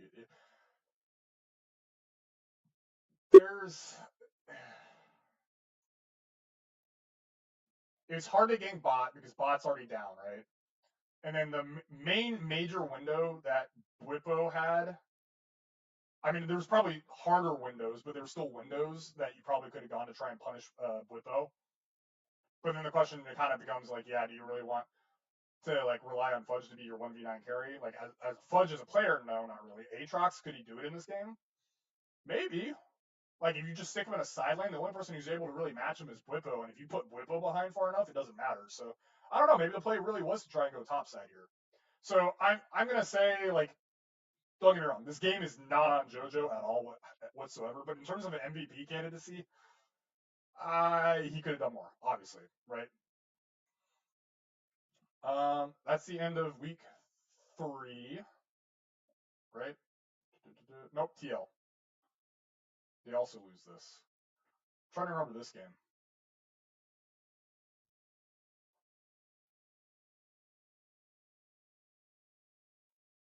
I love full unskippable ads.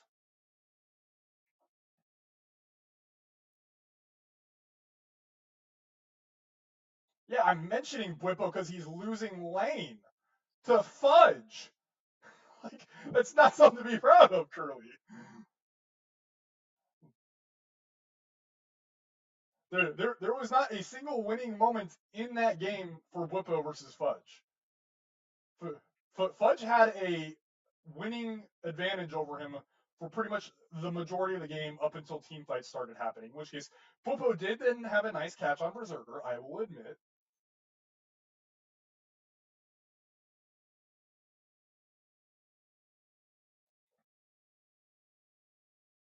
How is that not losing lane, Curly? How is that not losing lane?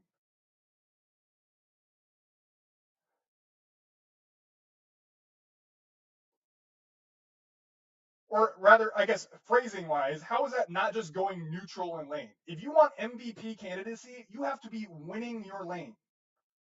You have to be winning your lane. You cannot be arguing for MVP when you're down in CS. Like, I don't know how else to tell you this. You cannot be arguing MVP candidacy when he's down in CS the entire first like 15 minutes of the game. Actually, the whole game even. He had a nice play later on. Hey, guess what? Post 20 minutes.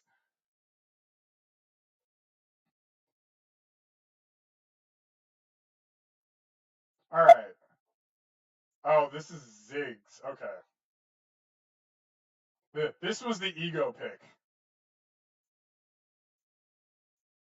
All right. I actually have to do better. That game took longer because I was also looking at all of like the FlyQuest players, but like this is just JoJo, so we're gonna speed it up a little bit. Yeah, I 100% agree with you, Duck. Like he did his job. He sat in lane. He farmed up. He did exactly what he's supposed to do. That's what Popo's done this whole split, right? He farms up. He gets to post 20 minutes, and then becomes a monster. It gets FlyQuest their wins. It's great, but by my standards of what an MVP is, like I don't know, man. Like he's not because it's not him solo winning games either. Like if he was coming in post 20 minutes and solo winning the game for FlyQuest, then I'd consider him for MVP. But he's just a contributor to FlyQuest winning the games at that point. He's not like the sole reason that FlyQuest is winning.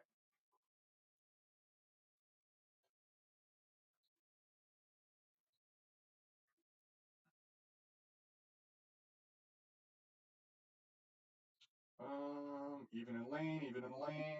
Ziggs gets the shove in. I mean, I imagine Ziggs gets easier shove-ins, right? But he has to like expend a lot of mana for it.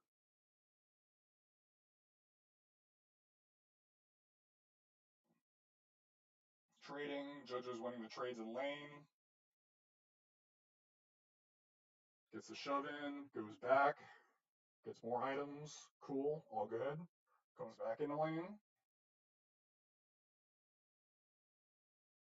Pretty even the whole time.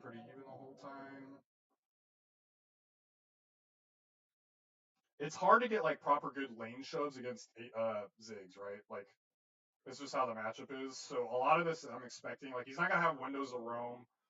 A lot of it is just going to be finding times to like group up and like do a proper team fight. Or if he can actually like monster APA in lane somehow. But like that's so frustrating to deal with. APA is actually like a Ziggs god, so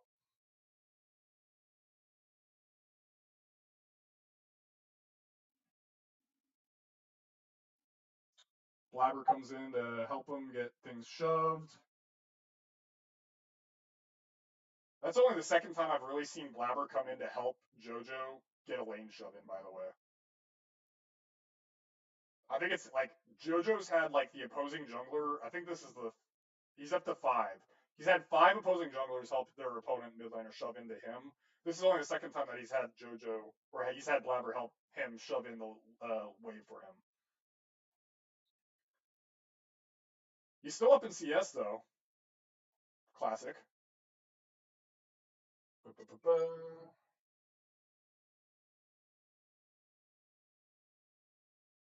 More farming. So he ends up going bot side. Hold on. I'm skipping ahead here. Why does he go bot? So he kind of gets the lane shove in. Starts roaming down. Everyone's down here. Blabber's down here. Clears out a ward. Says, oh, everyone's backing. I'll just stay down here. His bot side's mid anyway. Gets the shove into bot lane tower. Oh, hey, let's take Drake. Cool. Did the game just skip? What was that? 1240. Wow, the YouTube VOD just skips. That's crazy. It skips a whole 20 seconds. Okay, that's weird. Anyway, I don't know what happened in that 20 seconds, but then bot tower gets taken from Ziggs and everyone. So he starts roaming back top side because Berserker and Vulcan just want to sit mid. And I mean, this is what Lucian's supposed to do, right? It's supposed to be like a mid game, like harass your opponent and then like roam around the map. Shoves wave, Ziggs catches it. Taking priority Rift Herald, making sure river's clear, all good.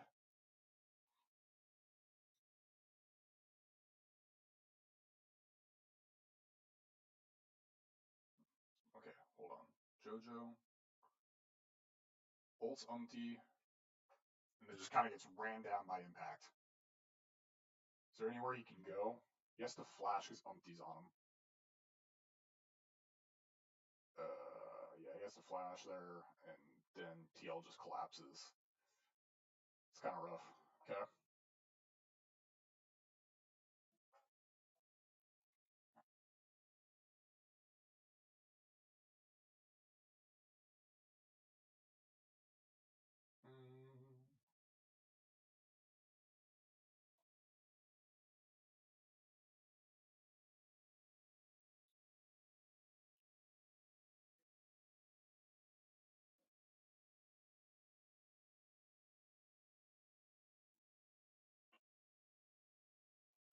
A lot of posturing around Dragon.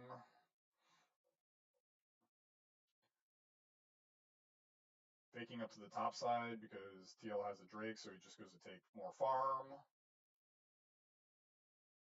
Gets the shove in. TL's kind of moving their way up, so he has to back. Well, I don't know if he has to back there. I feel like he could maybe push tower a little bit. I think he could have pushed tower there for a little bit. Because I don't, like, there's nothing on the map right now, tempo-wise, where he needs to, like, respond to, I don't think. It's not like TL, with TL's comp, it's not like you're rushing Baron, I don't think. Yeah, Impact made a huge difference that fight for sure. More farming in side lanes.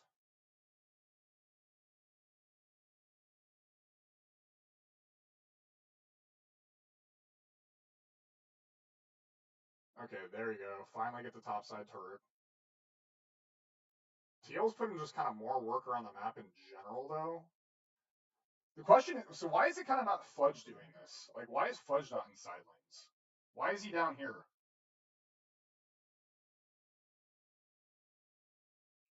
Like, I don't know. TL's like full 5-manning bot side. I guess it doesn't really matter all that much, but yeah, I don't know. Either way, shoves in top side, resets, comes back mid, starts grouping with the team.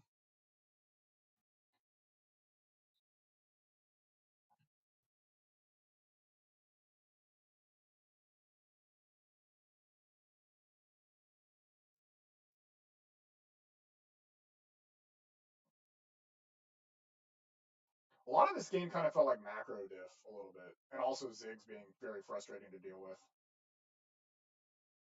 Umti goes in onto Blabber here.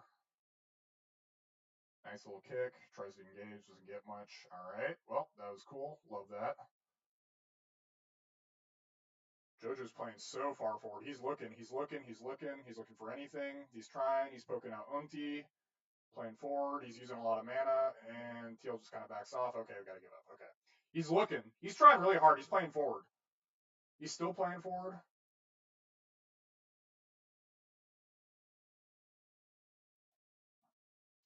Nice little, like, he tries to, how close is he? Hold on, let me see. He's really close. Watch Eon here. He's very close. That's good reaction from Eon. Doesn't even have to flash. But, okay. So ults down, doesn't get much out of it. And then Team Liquid continues just being Team Liquid, being annoying, shoving waves in, and then kind of 5-manning.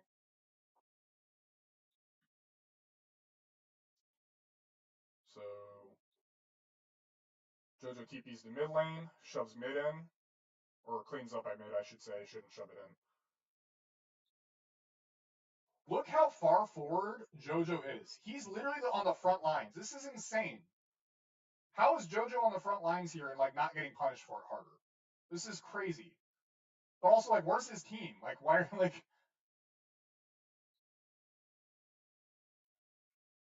I mean, he gets chunked out pretty hard. How much work does JoJo do here? Like, how much damage? So let me slow it down a little bit because these are things I'm curious about. It's like the little intricate things that matter. So this is normal speed. JoJo comes up. Q doesn't hit anything. Walks forward. Where does this ball go here? Moves a little further forward. Gets polymorphed. Knocks out Teal. Yeon's shield. Doesn't do much more than that. Hits APA. Nice little chunk there. Misses the ult. Actually, okay, that's kind of bad. Yeah. He kind of fumbled that a little bit. That's bad. That's really bad. A little more damage. Okay, yeah. JoJo fucked that though. Like that should have been a kill on the APA. That's really, really bad. Not good. Not good, not good, not good. Okay.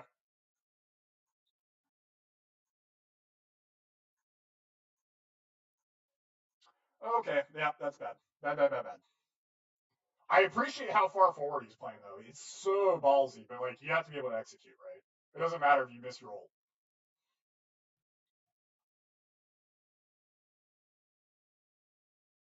I think the game is like super recoverable, right?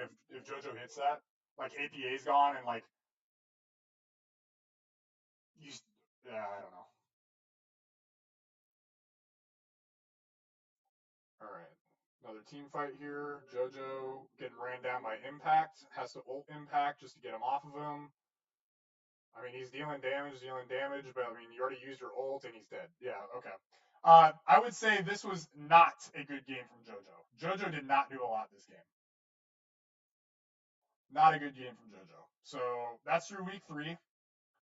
Week 4, we're now repeating games again. So back to NRG here. Hello, Ryan Reynolds.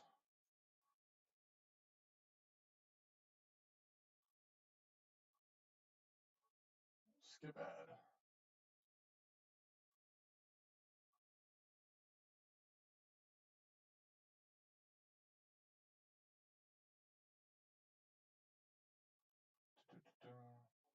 Okay.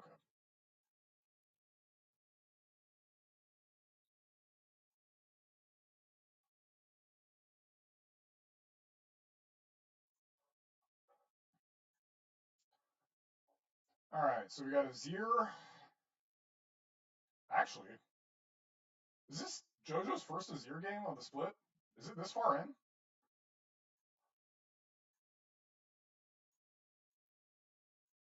Let's see. Match history. Oh, no, he had the first one here. But wow, he actually didn't really play that much Azir until just now. That's kind of crazy. And then he plays 3 in like 2 weeks. Huh.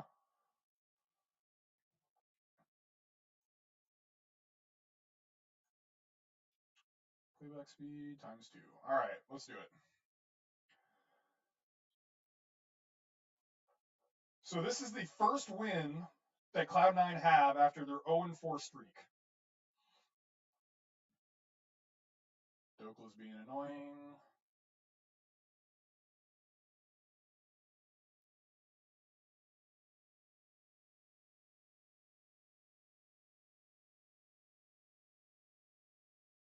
All right, gets the lane in. Palafox is having to catch it. He backs, he teleports back. Okay, all very standard stuff.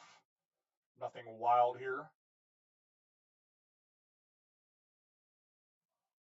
Yeah, especially going to week 6. I'll be very curious, especially for like Jensen, who's definitely an Azir merchant, but even for JoJo too, who clearly in the past week has been utilizing it a lot.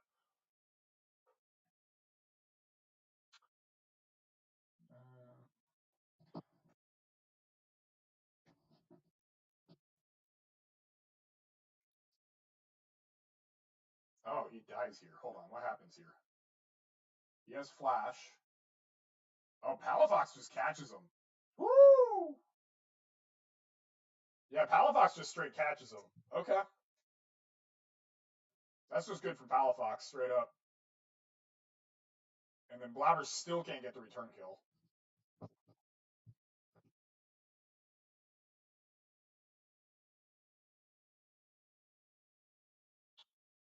Damn, what happens though? Does Palafox just take a bad back? Like,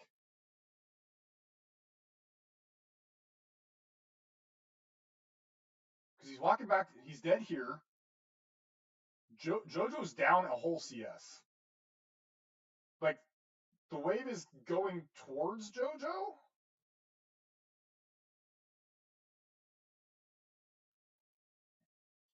So he catches the wave here. I mean, he gets a decent little lead, I guess. Palafox starts roaming bot? Oh, because Drake's getting started up? I guess okay, hold on, I'm judging too quickly. Palafox hasn't caught the wave yet. We'll see what it is after the wave. It looks like it's a wave difference. Okay, it's not that bad. Never mind.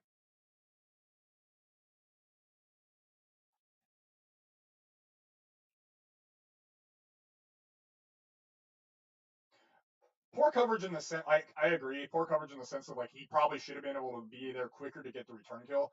I think JoJo is just dead there no matter what though. Like he could probably like Blabber could trade it 1-for-1, but I think Palafox just had a good catch.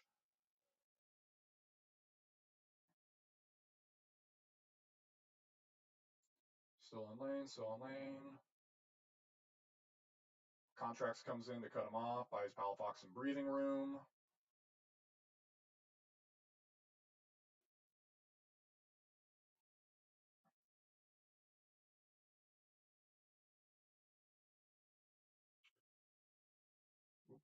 Okay, good dodge, good dodge.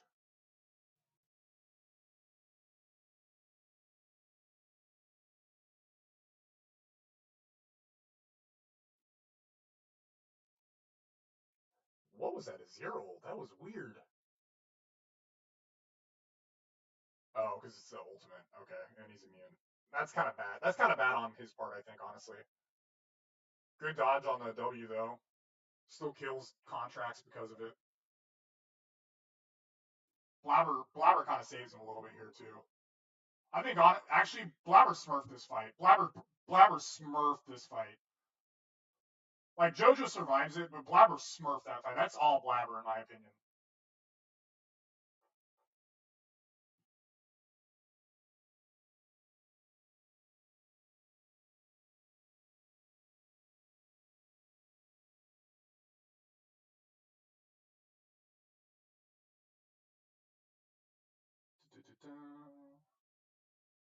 Starting to get plates.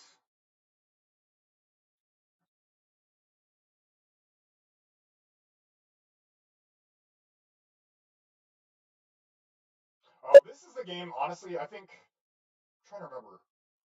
I think Palafox was having a great game until the very last team fight where he overchases and extends and he gets killed and then the energy just gets wiped, if I remember right.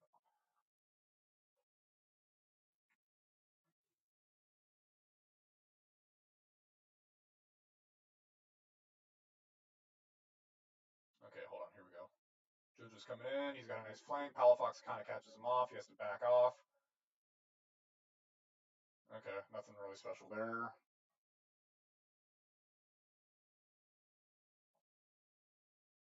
Still bot side. Blabber comes in. Blabber's playing like himself again.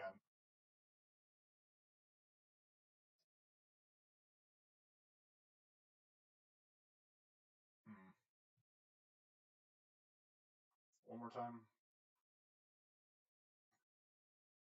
Contracts just immediately like you were going to die. Yeah, okay.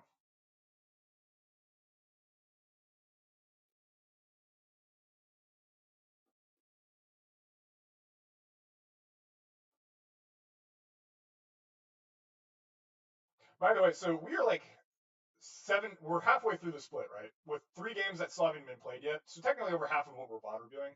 Tell me what you guys think. Do you think we're on track? Like, is JoJo worthy of an MVP nomination? What do y'all think? Nomination, not like MVP itself. We still have more to VOD review, but is he actually legitimately in contention for it off of how he's playing?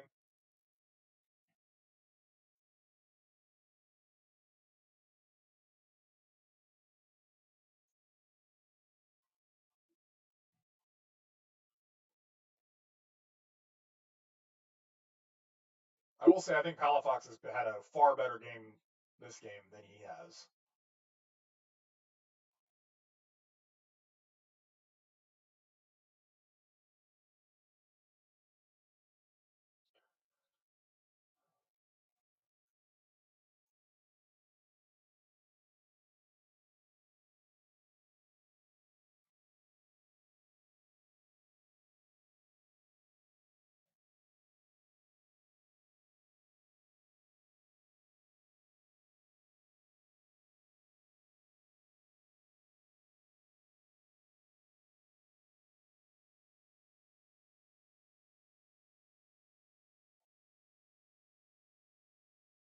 I think so, but this split is weird.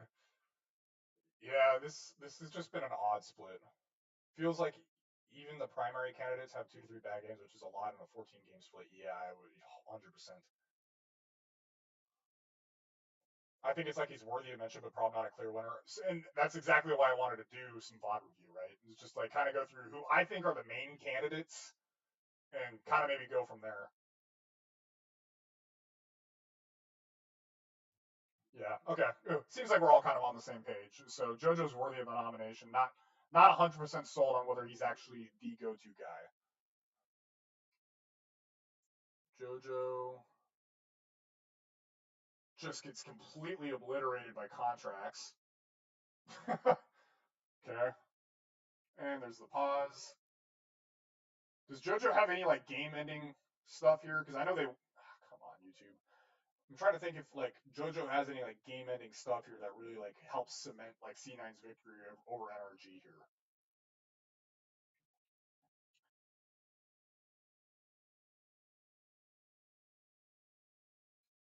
He's like 1-3-2 this game. It's not looking like a great game for him to be honest. But does he redeem himself at all?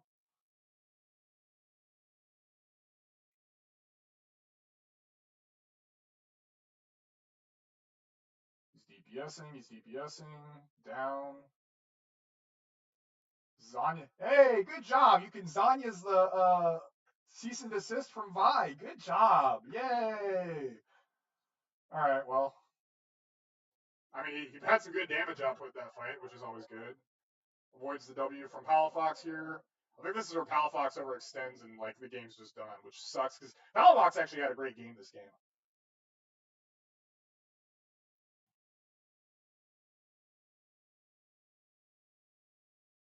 All right, here we go. So JoJo fighting DPSing, hitting contracts, gets immediately ulted again by contracts.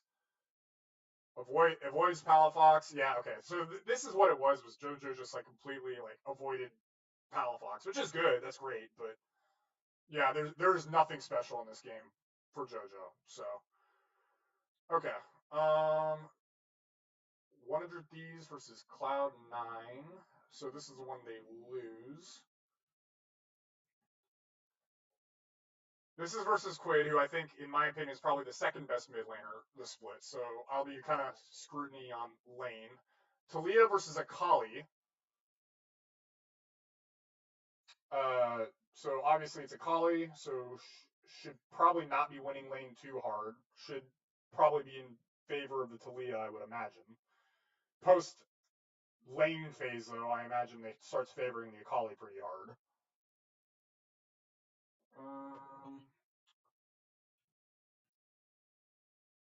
14, 18-17, farming fine. Getting chunked out of lane, kind of expected. I mean, okay. I mean, Quid's doing his job, right? Like, he's bullying him out of lane as to Leo. Normal. This is actually a bad game for JoJo? Okay. I don't really remember. Oh, this is a crazy game. I never watched this. I never saw this. So I'm very curious to see what this is like. I have no I have no idea what this game looks like. I've heard it's a banger, but I have no idea what it looks like. So I'm still gonna zoom through it though. Up in CS. Okay. By like 4, so it's like negligible, granted. We're now level 6. Can we look for any roam timings? Drake is getting started. JoJo's walking his way down. Looks like everyone just kind of backs off it. JoJo goes back to lane. Okay. Normal stuff. He's about 3 CS up.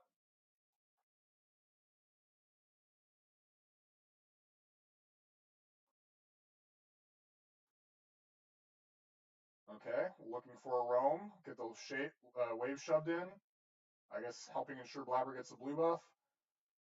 That's good. Normal kind of standard stuff. Nothing crazy.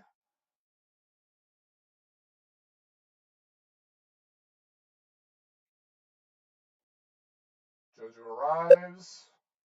Gets a little damage in. Could he have left sooner? So that's my question. Let's look at this. Can he leave sooner? He leaves here. I don't know. I guess if he sacrifices the wave, when's the call made? Let's see. Grub's being done. They made okay. So 80 like 804, 805. That's when the call's made, right? Could he leave right here? I think he probably could. But I think it's still like conversation about whether like, hey, do we need JoJo to go? Is it worth the time to go? And I think the answer should pretty much immediately be yes, because all you have is a Bard and a Sejuani against an Aatrox. Like, that's it. Because Fudge is dead. Flash is down.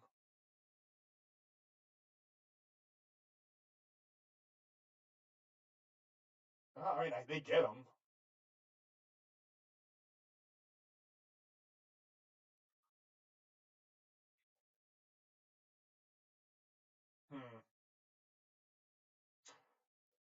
Okay.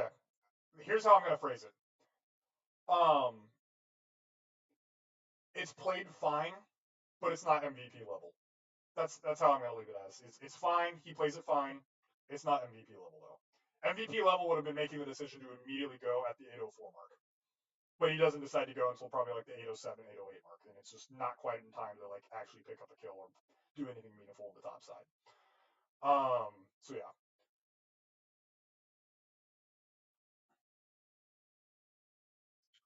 So getting a CS advantage lead, kind of expected at this point, I would say.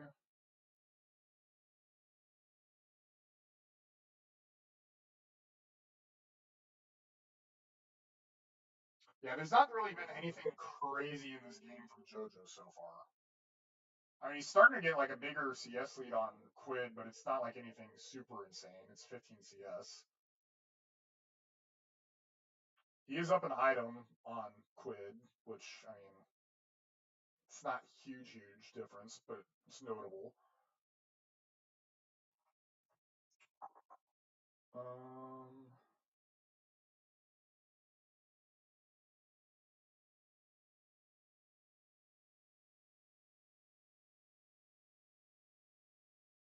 Sniper? Sniper? JoJo, okay. Okay. Does not get the kill. Spent a teleport for that.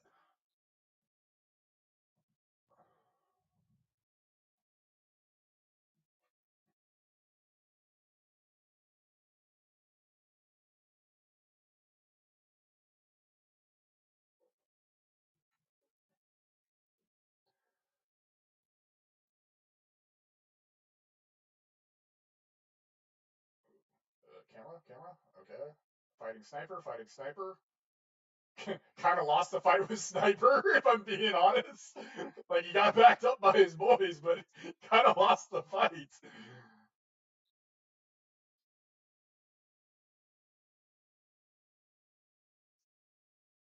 Literally has to have a teleport come in, and then Vulcan comes in. That's kind of rough from you there, JoJo. Ooh, ooh. And he gets soloed by Quid here? Ooh. Yikes. Oh man, I forgot. I need to be watching River and Quid this game too. I've been kind of watching Quid. Hold on, really fast. Sorry, I'll go through this really fast. What has Quid been, or what has River been doing here?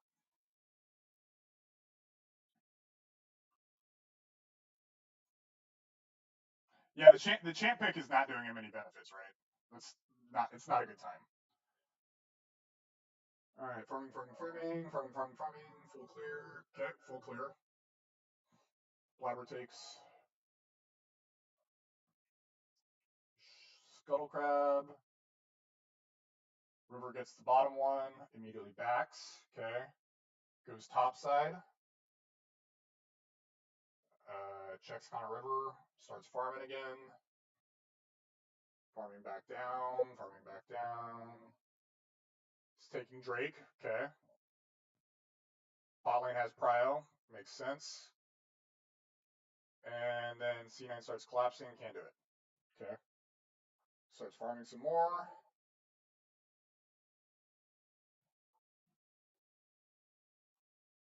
We're pinging top. Blabber's there. Cuts him off. Okay. Can't be there. Gotta go down. I think Blabber's been kind of out jungling River this game, to be honest.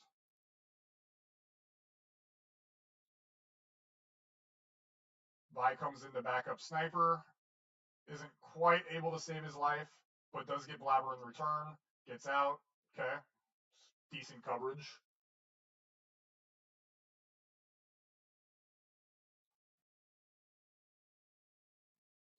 Finally going for Drake again. Now the bot lane has Prio again. All right. Good. Back to farming some more. He's a little bit behind Blabber.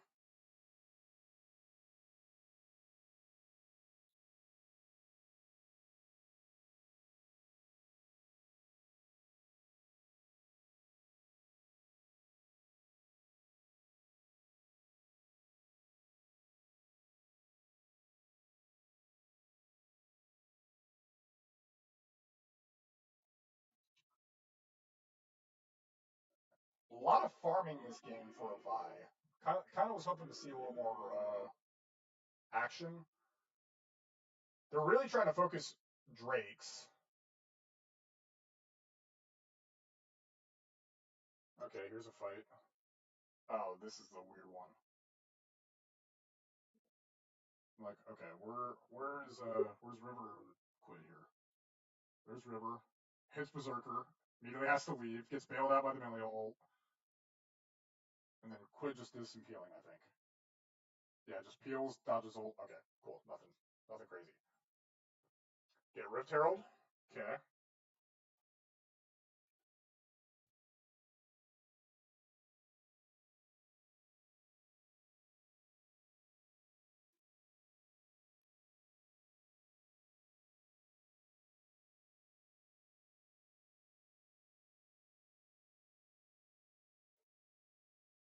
Jojo? Hello? What the fuck was that? What was that? What happened? That was wild. What the fuck was that?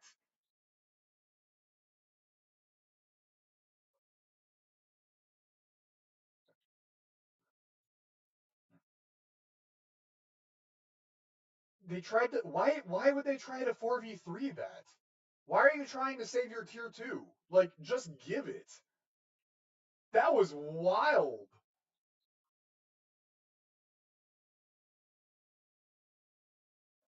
Hey, look at that. More objective priority from River. I mean, I have to give it to River, right? He's had pretty good objective prio this game.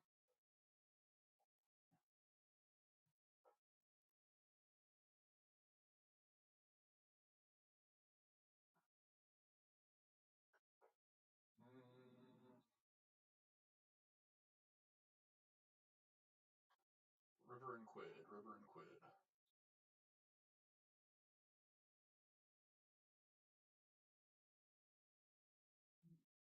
Nice wall from Quid here. Ish. Didn't really do much. Where's River at? Ults Jojo, locks him down, dies. Okay. What's Jojo do here?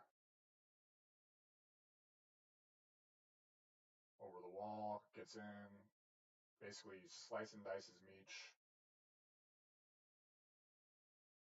Okay. I mean, normal mid laner stuff, nothing insane. Cloud9 get Baron.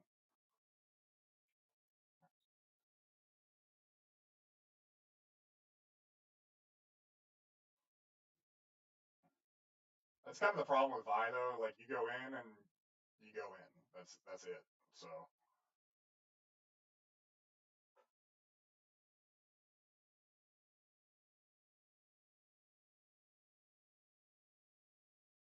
okay, hold on. There's something massive going here. So Meech gets caught. Okay, we gotta slow this down a little bit. This is getting chaotic. Normal.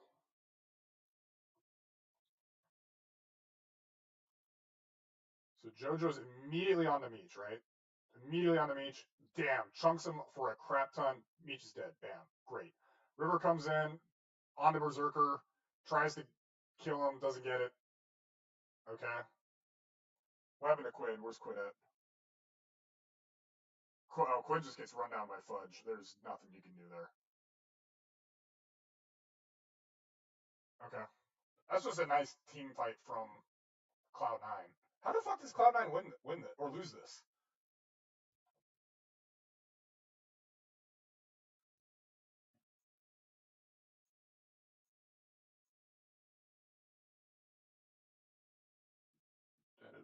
Side laning.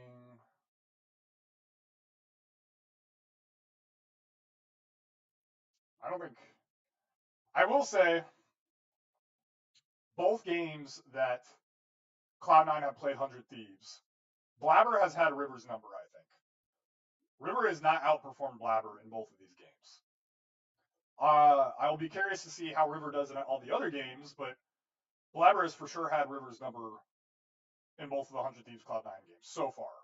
We'll see what happens in the rest of this, but yeah.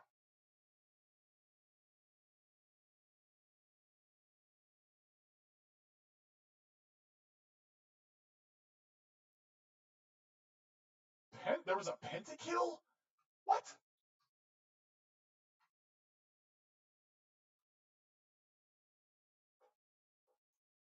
Okay, hold on. Playback speed, normal. River on the JoJo. Honestly, River's kind of just inting this game a little bit. He just keeps all inning and like dying. Which I mean, I guess that's what you're supposed to do is vibe, but still. Quid just gets ran down by Fudge again. There's literally nothing Quid can do about this. He plays it as well as he can. He chunks Fudge as much as he can, and then Berserker gets the kill. Okay. There's nothing that he can do there. Did JoJo do anything here? I mean, he's chunking the shit out of River. He's rooted. He's on the sniper. He's dealing damage to sniper. Okay. Massive damage to sniper. Just good cleanup stuff. Nothing crazy.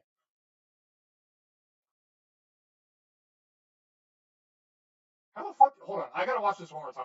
I just to watch Berserker.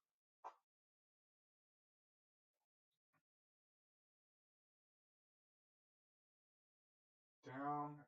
He just blasts through. It's nothing even fancy. It is literally nothing even fancy. I mean, don't get me wrong. It's a Zeri moment, right? But it's nothing even fancy. Yeah, it's a straight Zeri moment, but it's nothing even crazy. What the hell? How does Cloud9 lose this? Guys, seriously, how does Cloud9 lose this? They get Baron here. JoJo's out here making sure River can't even farm his own jungle. He's taking Raptors over here.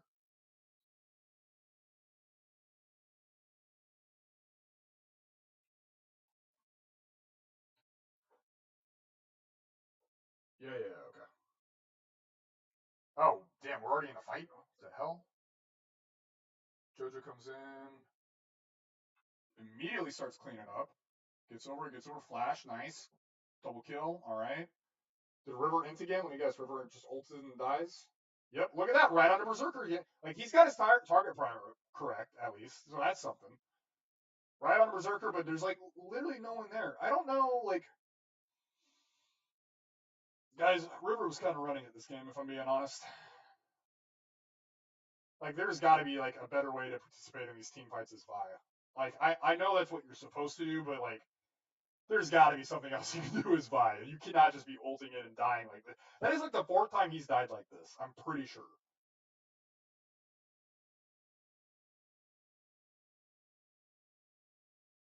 How does Cloud9 lose this? Okay, one more fight. We're fighting again. Missed the ult. Quid's free hitting. Okay, Quid ripped through a lot of people there. Jojo dives in. Okay, I gotta remember to, like, start putting this on, like, normal speed. Playback speed. Normal. Okay. So here comes the Bartle. Right there. Boom. Jojo just gets mollywopped. He just gets bounced around like a bouncy castle. Who else hitting him? Meech is hitting him. River, like, immediately goes onto him. Ults him. Okay. Hey, River had a good ult there for once.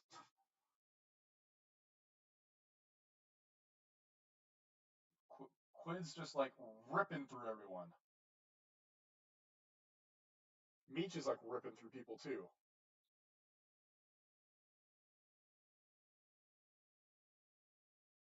Sniper going to town? Sniper TP's in? Yeah, he shows up late. Whatever. That's wild.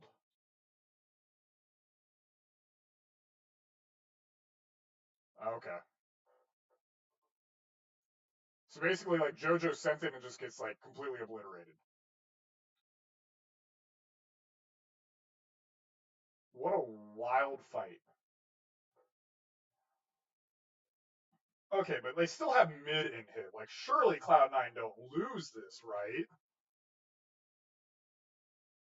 After winning a majority of this game?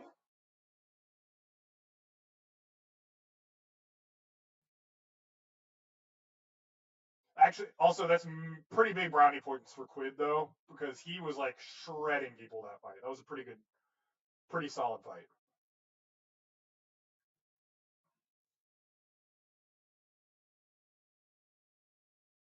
Like a pivotal turning point fight, I should say.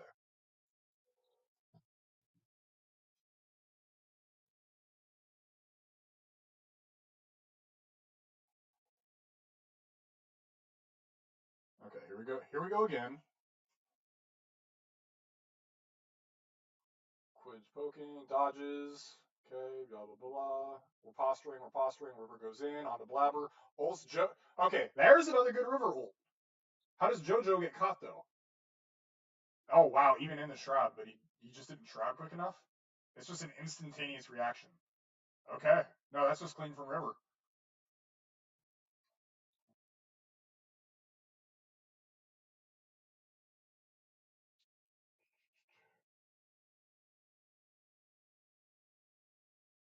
Okay, Quid. And Quid's just ripping damage. I cannot believe Cloud9 ended up freaking losing this. After Berserker had a pentakill, too.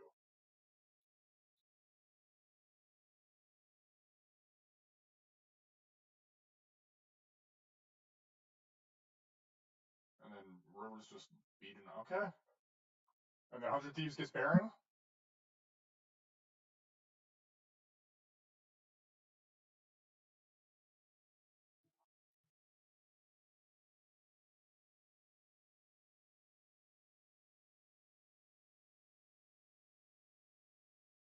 Like, what? What is happening? Quid gets a catch a little bit, gets ulted by Bard, gets another W on the Blabber, and then it's just dead. And then Meech is actually pumping damage at this point. I mean, good catch for Meech. Very important.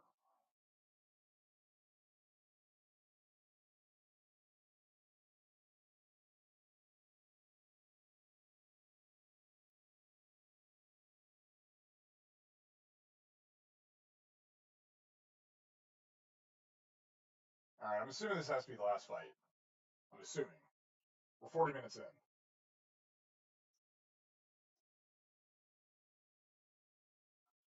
Okay. Wild. Wild, wild, wild. Week 4, and then, okay. We are now on week 5, and it has taken me way longer to get to this point than I intended. Another FlyQuest match, so it's going to be another long one.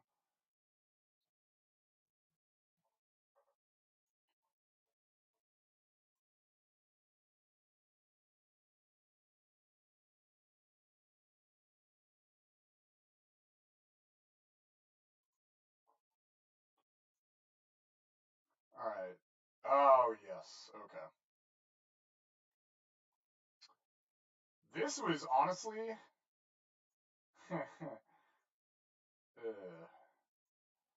All right, we're watching Inspired here, and we're also watching JoJo. I remember JoJo pretty badly bullies Jensen and Lane, is what I remember from this match. And then I also know this is a match where Masu and Busio do not shove in Lane, and then Berserker and Vulcan push Inspired off of Krugs after like this invade start, right? Like you can see here's Inspired. He's gonna come down and he's gonna start being on Krugs and he's gonna get shoved off. Right here. Boom. Look at that. Just because Masu and Busio are slow pushing the wave in. Which, don't get me wrong, is beneficial for the bot lane, but it completely just screws Inspired over, right? Like, look how much farm, like, all the top side's gone.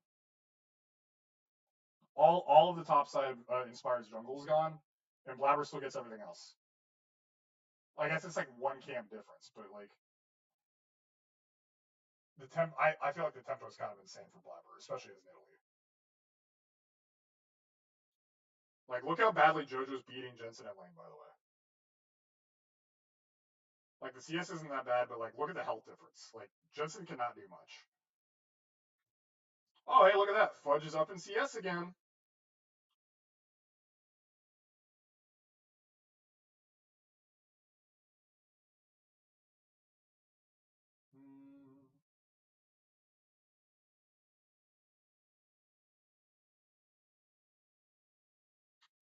And then, okay, I don't think Curly's listening, but this right here is the exact reason why I don't like the fact that Whippo's not playing to win lane harder, or maybe not playing to win harder, or just can't win harder, is because of situations like this. Like when you get into playoffs, you're going to have teams who actually will be looking to dive Whippo repeatedly like this, because this is what happens a lot of the time.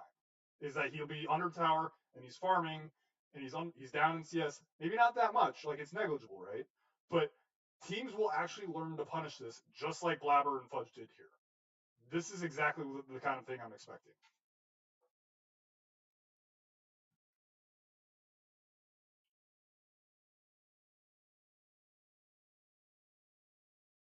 Inspire goes to take Drake because his bot lane has Prio, which makes sense because it's Varus Ashe. It's very impossible for Berserker and Vulcan to really do much in lane.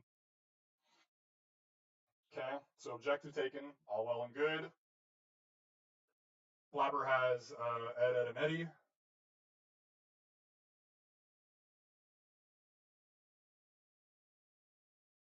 JoJo is still like he gets pushed out a little bit there, right? So that's good on Jensen. Jensen gets the lane or is trying to shove the lane in. JoJo grabs a blue buff, catches the wave, and they're basically even health pools at this point. And then, oh, hey, Berserker comes in, makes it annoying. So, okay. All right, this is good from Inspired. He's sitting here, he's waiting. Nidalee comes up. And then, what a snipe from Busio.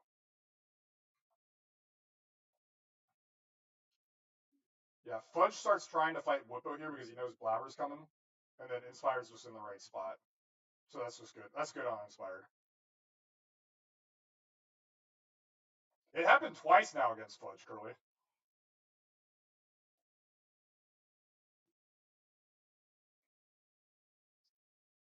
And besides, I mean, I may change my mind. I haven't watched the FlyQuest games yet. Oh my god, ads, please. Like for instance, like the 100 Thieves games, like I know for a fact Whippo rocks sniper in lane. Like ridiculously rocks sniper in lane.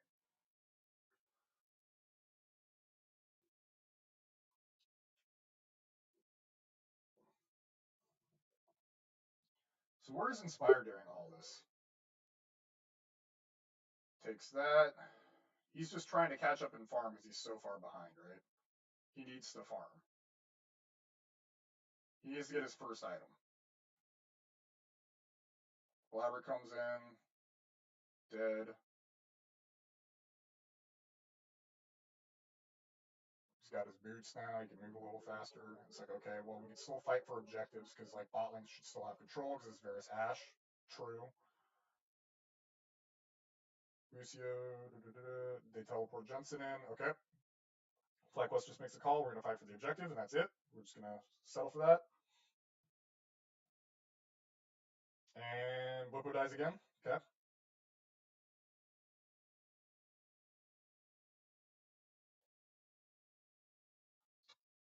And Blabber's just on a rampage at this point. Jojo gets a nice little pull in to get the kill. Okay. This game, honestly, like, was just Blabber. This game was just straight Blabber. Blabber, and the fact that I really do think it just set Inspired behind due to the lopsided jungling.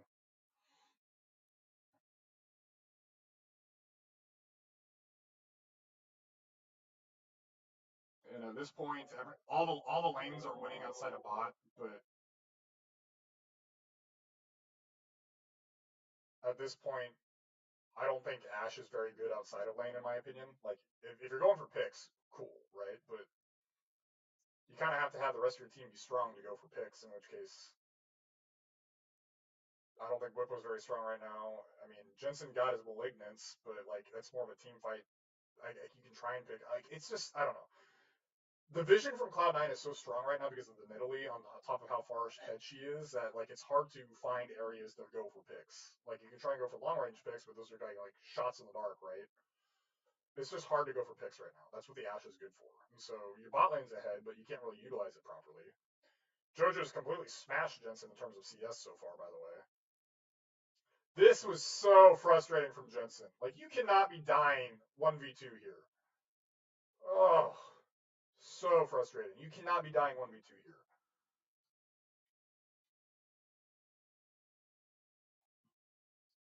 And then honestly, the rest of the game, I'm pretty sure. Yeah, I know, Curly. I know. I'm very far behind. But the problem. So here's the thing, though. I get to now skip all of the Cloud9 games for when covering FlyQuest and 100 Thieves. And then after I'm done with FlyQuest, I won't have to cover Cloud9 or FlyQuest while watching the 100 Thieves games. So we'll go a little quicker.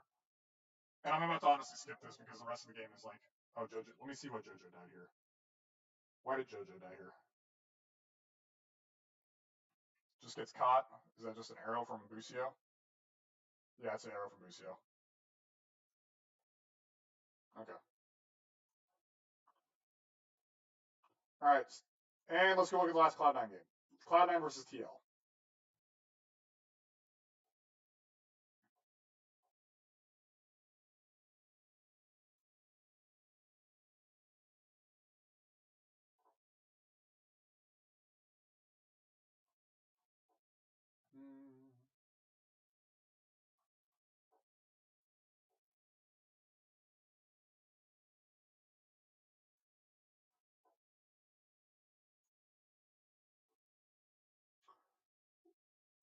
Last Cloud9 game. We're gonna rip through this one. I think conclusions though, for the most part, coming into this. Let's see, Azir versus APA's Talia.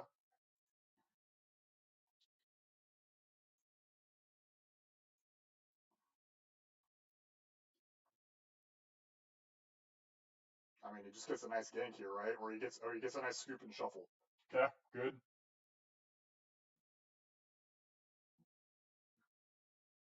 Does he do it again? He does it again. Oh, he's put an APA in the dirt right here. Does he get the kill? Oh, Core JJ with the save. Okay. I mean, still good though. Blows him out of lane. Gets a plate off of it.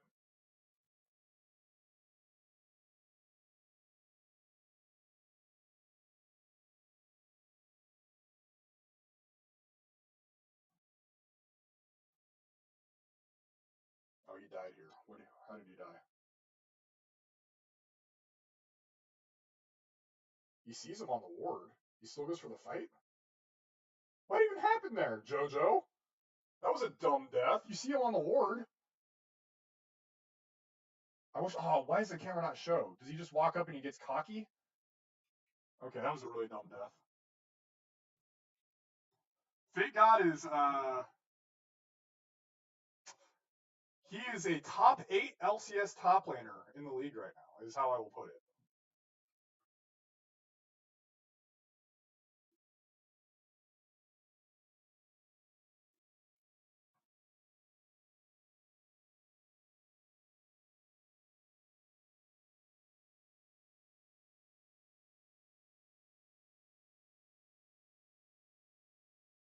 Okay.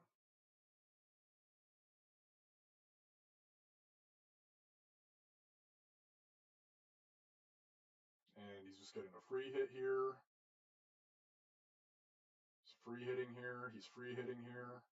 He almost gets killed by a Palafox. Yeah, he was pumping. He was pumping. He's zoning. Okay.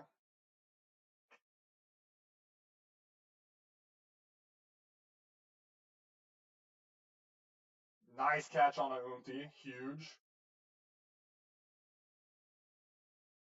He's out of mana though, unfortunately. Cloud9 has to back off. He has to back.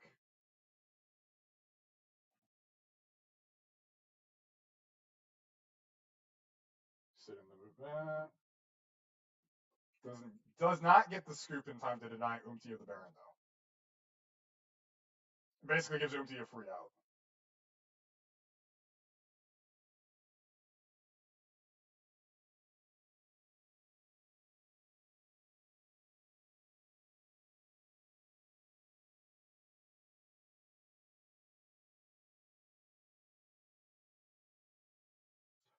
Does he do anything else in this game? There's a kill here. Oh, I mean, he just catches APA being dumb, right?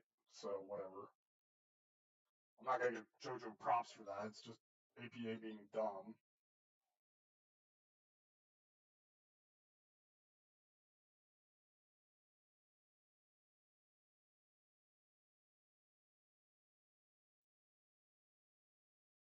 JoJo's bashing Umti.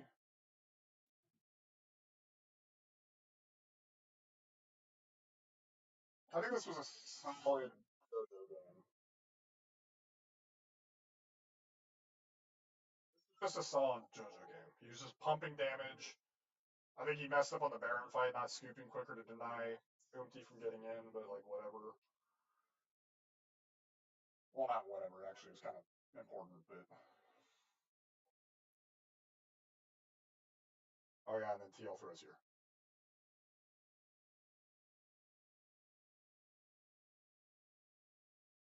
How's the scoop? Comes in, hits Yeon, APA Zanya's it. That's good scoop. All right, I would say that's the end of JoJo. That is the end of JoJo. No more JoJo. We're done with JoJo. Curly, I'm moving on to FlyQuest. We're moving on to FlyQuest. It is time. We're moving on to FlyQuest. It is time. FlyQuest time. Hi, buddy. The storm's gone. You want to sit on my lap now?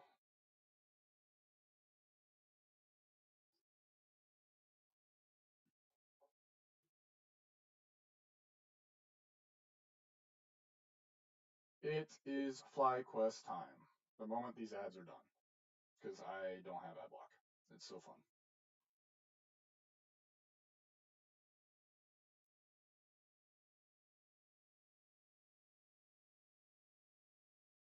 FlyQuest time. We're looking for inspired.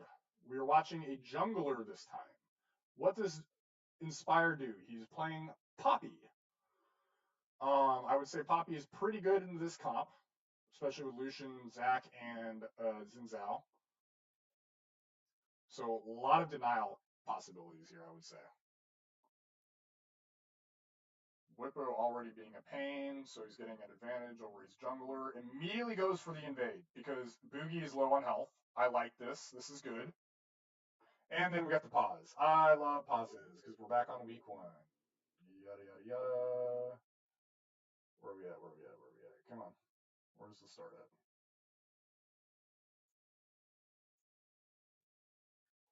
Okay. Goes for the invade, right? Good. I like this.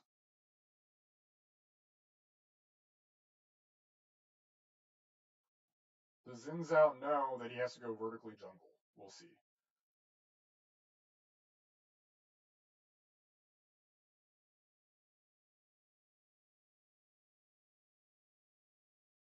I would say bot is not really diveable with a Senna Seraphine. It's not really the play. Poppy comes back down, starts finishing the rest of the like. Inspired's so ahead here, right? Like Whippo is just a menace. That's actually really good for Whippo, by the way. So hey, Curly, if you're listening, there you go. Points for that. Completely screwed over Boogie by just walking into the jungle and like setting him back. Like great stuff.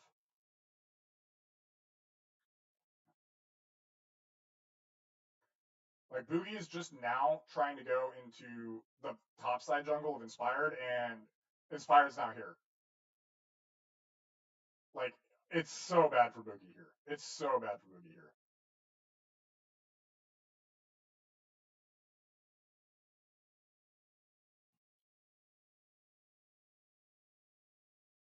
Comes in just because, yep, good, great communication. Okay, good. Whippo starting to look to try and proxy versus Fate God. This is going to be very annoying for Fate God. This is also good. This is the kind of stuff I want to see from Whippo. This kind of stuff I expect from Whippo. Yep, here it comes right here. Inspired has been so busy, he's not even been able to farm his top side yet.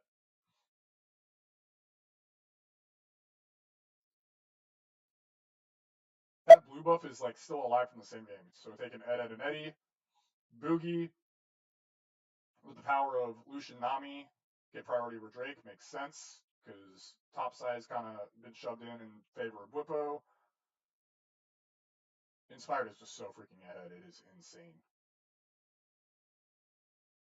All off of like Whippo, by the way. So props to Whippo on this.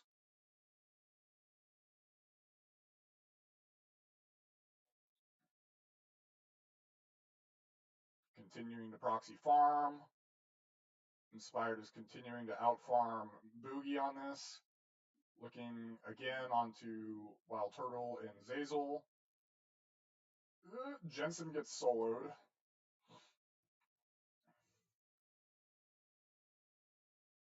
Whippo continues harassing Boogie. Like this is kind of a nasty game from Whippo, actually. This is a nasty game from Whippo.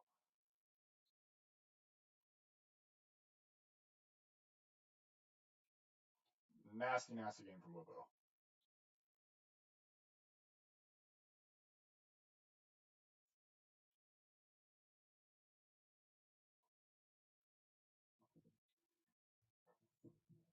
Dude, you cannot be like messing with the wires. Stop.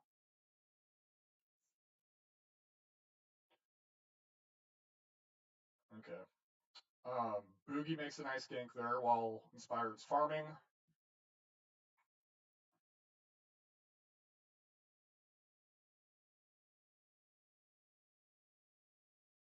Ooh, what happens here? Jensen gets caught. Inspired and Whippo come in to save the day. Because Whippo is like farming Boogie's topside jungle, making it annoying.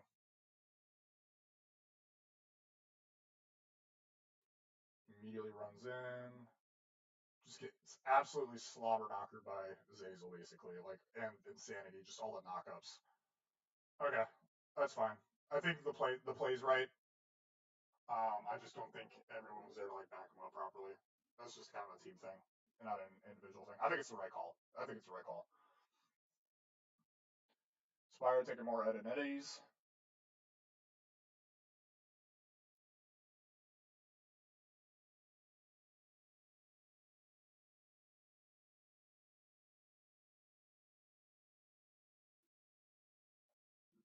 Good gank from Jensen from in Whippo.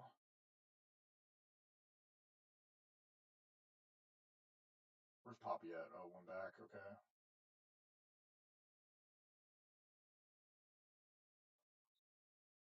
Poppy's got Titanic. That's massive.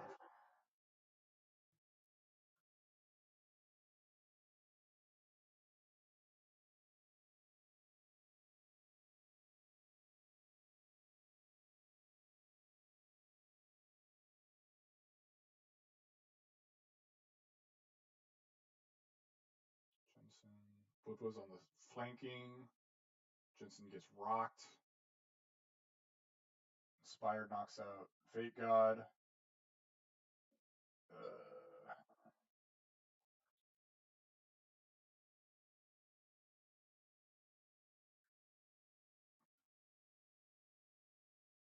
Okay.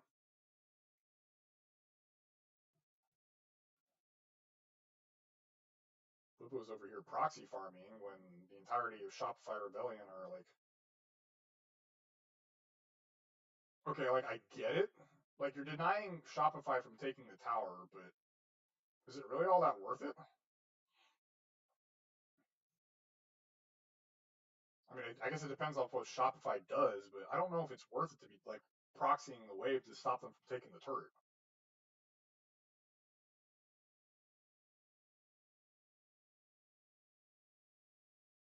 Another pause! Yay!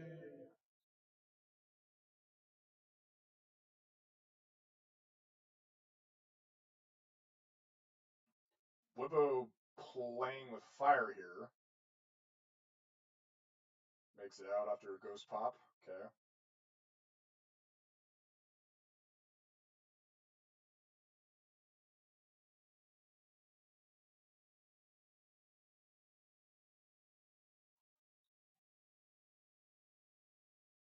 It's kind of a weird W pop from Inspired. I don't know what that was doing. Whippo's just now collapsing. What is Whippo doing this whole time? Oh, he's kind of zoned out by Wild Turtle. Oh, he was chunked pretty badly too. Okay. Heals a little bit, off to the side, off to the side. He's looking like any opportunity to go back in.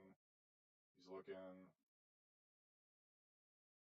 Yeah, can't really do it. Still nearby. He's just cut off. Goes in.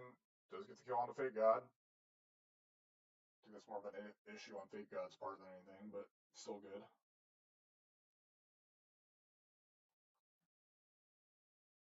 Gets caught in the side waves by Boogie and Fate God.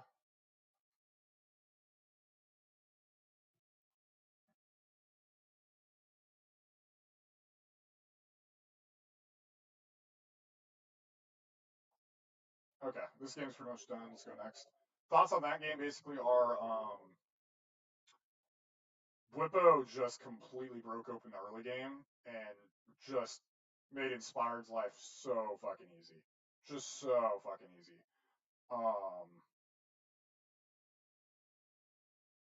Trying to what?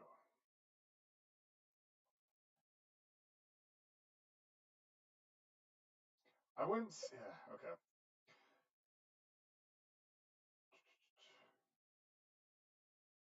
Mortals versus Fly. I'm trying to think. What did Inspired do that game? He had two very early ganks. Got two kills off of it. Got to farm a lot more than Boogie. Had a lot more presence. Got Ed, and Eddie.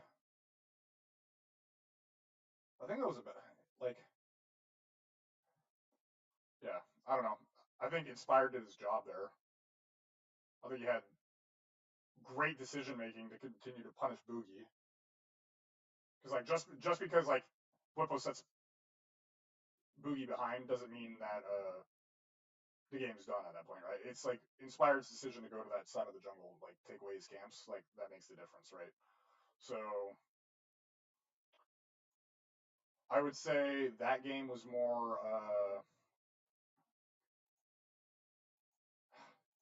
Bwipo is just like that game was just so all over the place, right? Bwipo had a really, really, really, really good early game that helped basically snowball the rest of the early game for Inspired to do. And Inspired made all the correct choices, but was not like anything over the top about it, is how I'll put it. And then Bwipo continued to make mistakes later on in the game that made it hard for FlyQuest to finish. That's how I'll put it. This game, Vi into Rel, very dive heavy. See, Bwipo's beating Castle and Lane. Olaf, yep, okay. Farming in River. Got the Scuttle. Taking Raptors away from Armeo. Immediately starts coming bot side after the hook. Is here to match Armeo, which is good. He's matching, he's waiting, nothing happens. He backs, K comes down, goes to Drake. Bot lane's backing, so it's a good time for Drake. All good. Yep. All good. Armeo counters, takes edit and A. Comes topside, farming.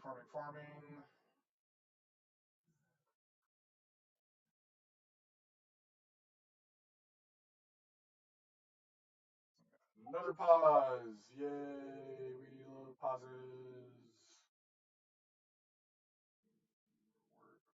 Give me the highlight. There we go, right here.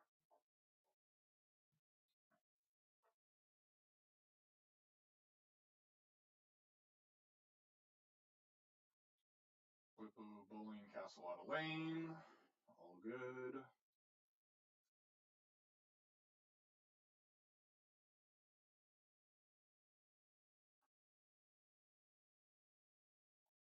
Nice. This was good. So I guess the question starts becoming, though, for Inspired, like, Bwipo's kind of got lane control for most of the time. Jhin Ash has kind of lane control most of the time-ish, just due to the nature of the lane. It's like, where do you want to aim? And I guess, I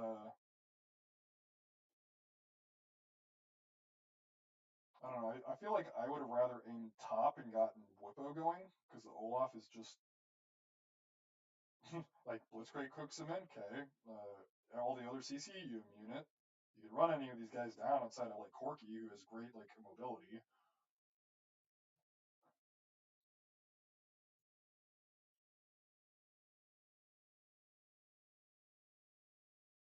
More farming. It's kind of behind Armeo in terms of farm. C does not go in, just realizes Busio's dead. Masu kind of gets hooked. He's looking. Inspired's looking. Did not get it. Didn't have flash either. Lane priority goes to take objective.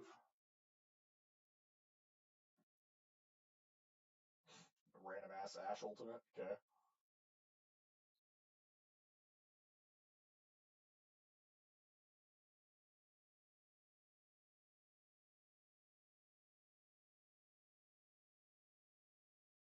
Two.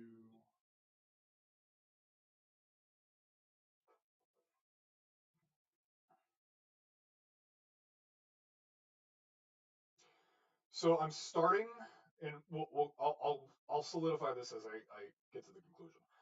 I'm starting to believe that based off of my criteria,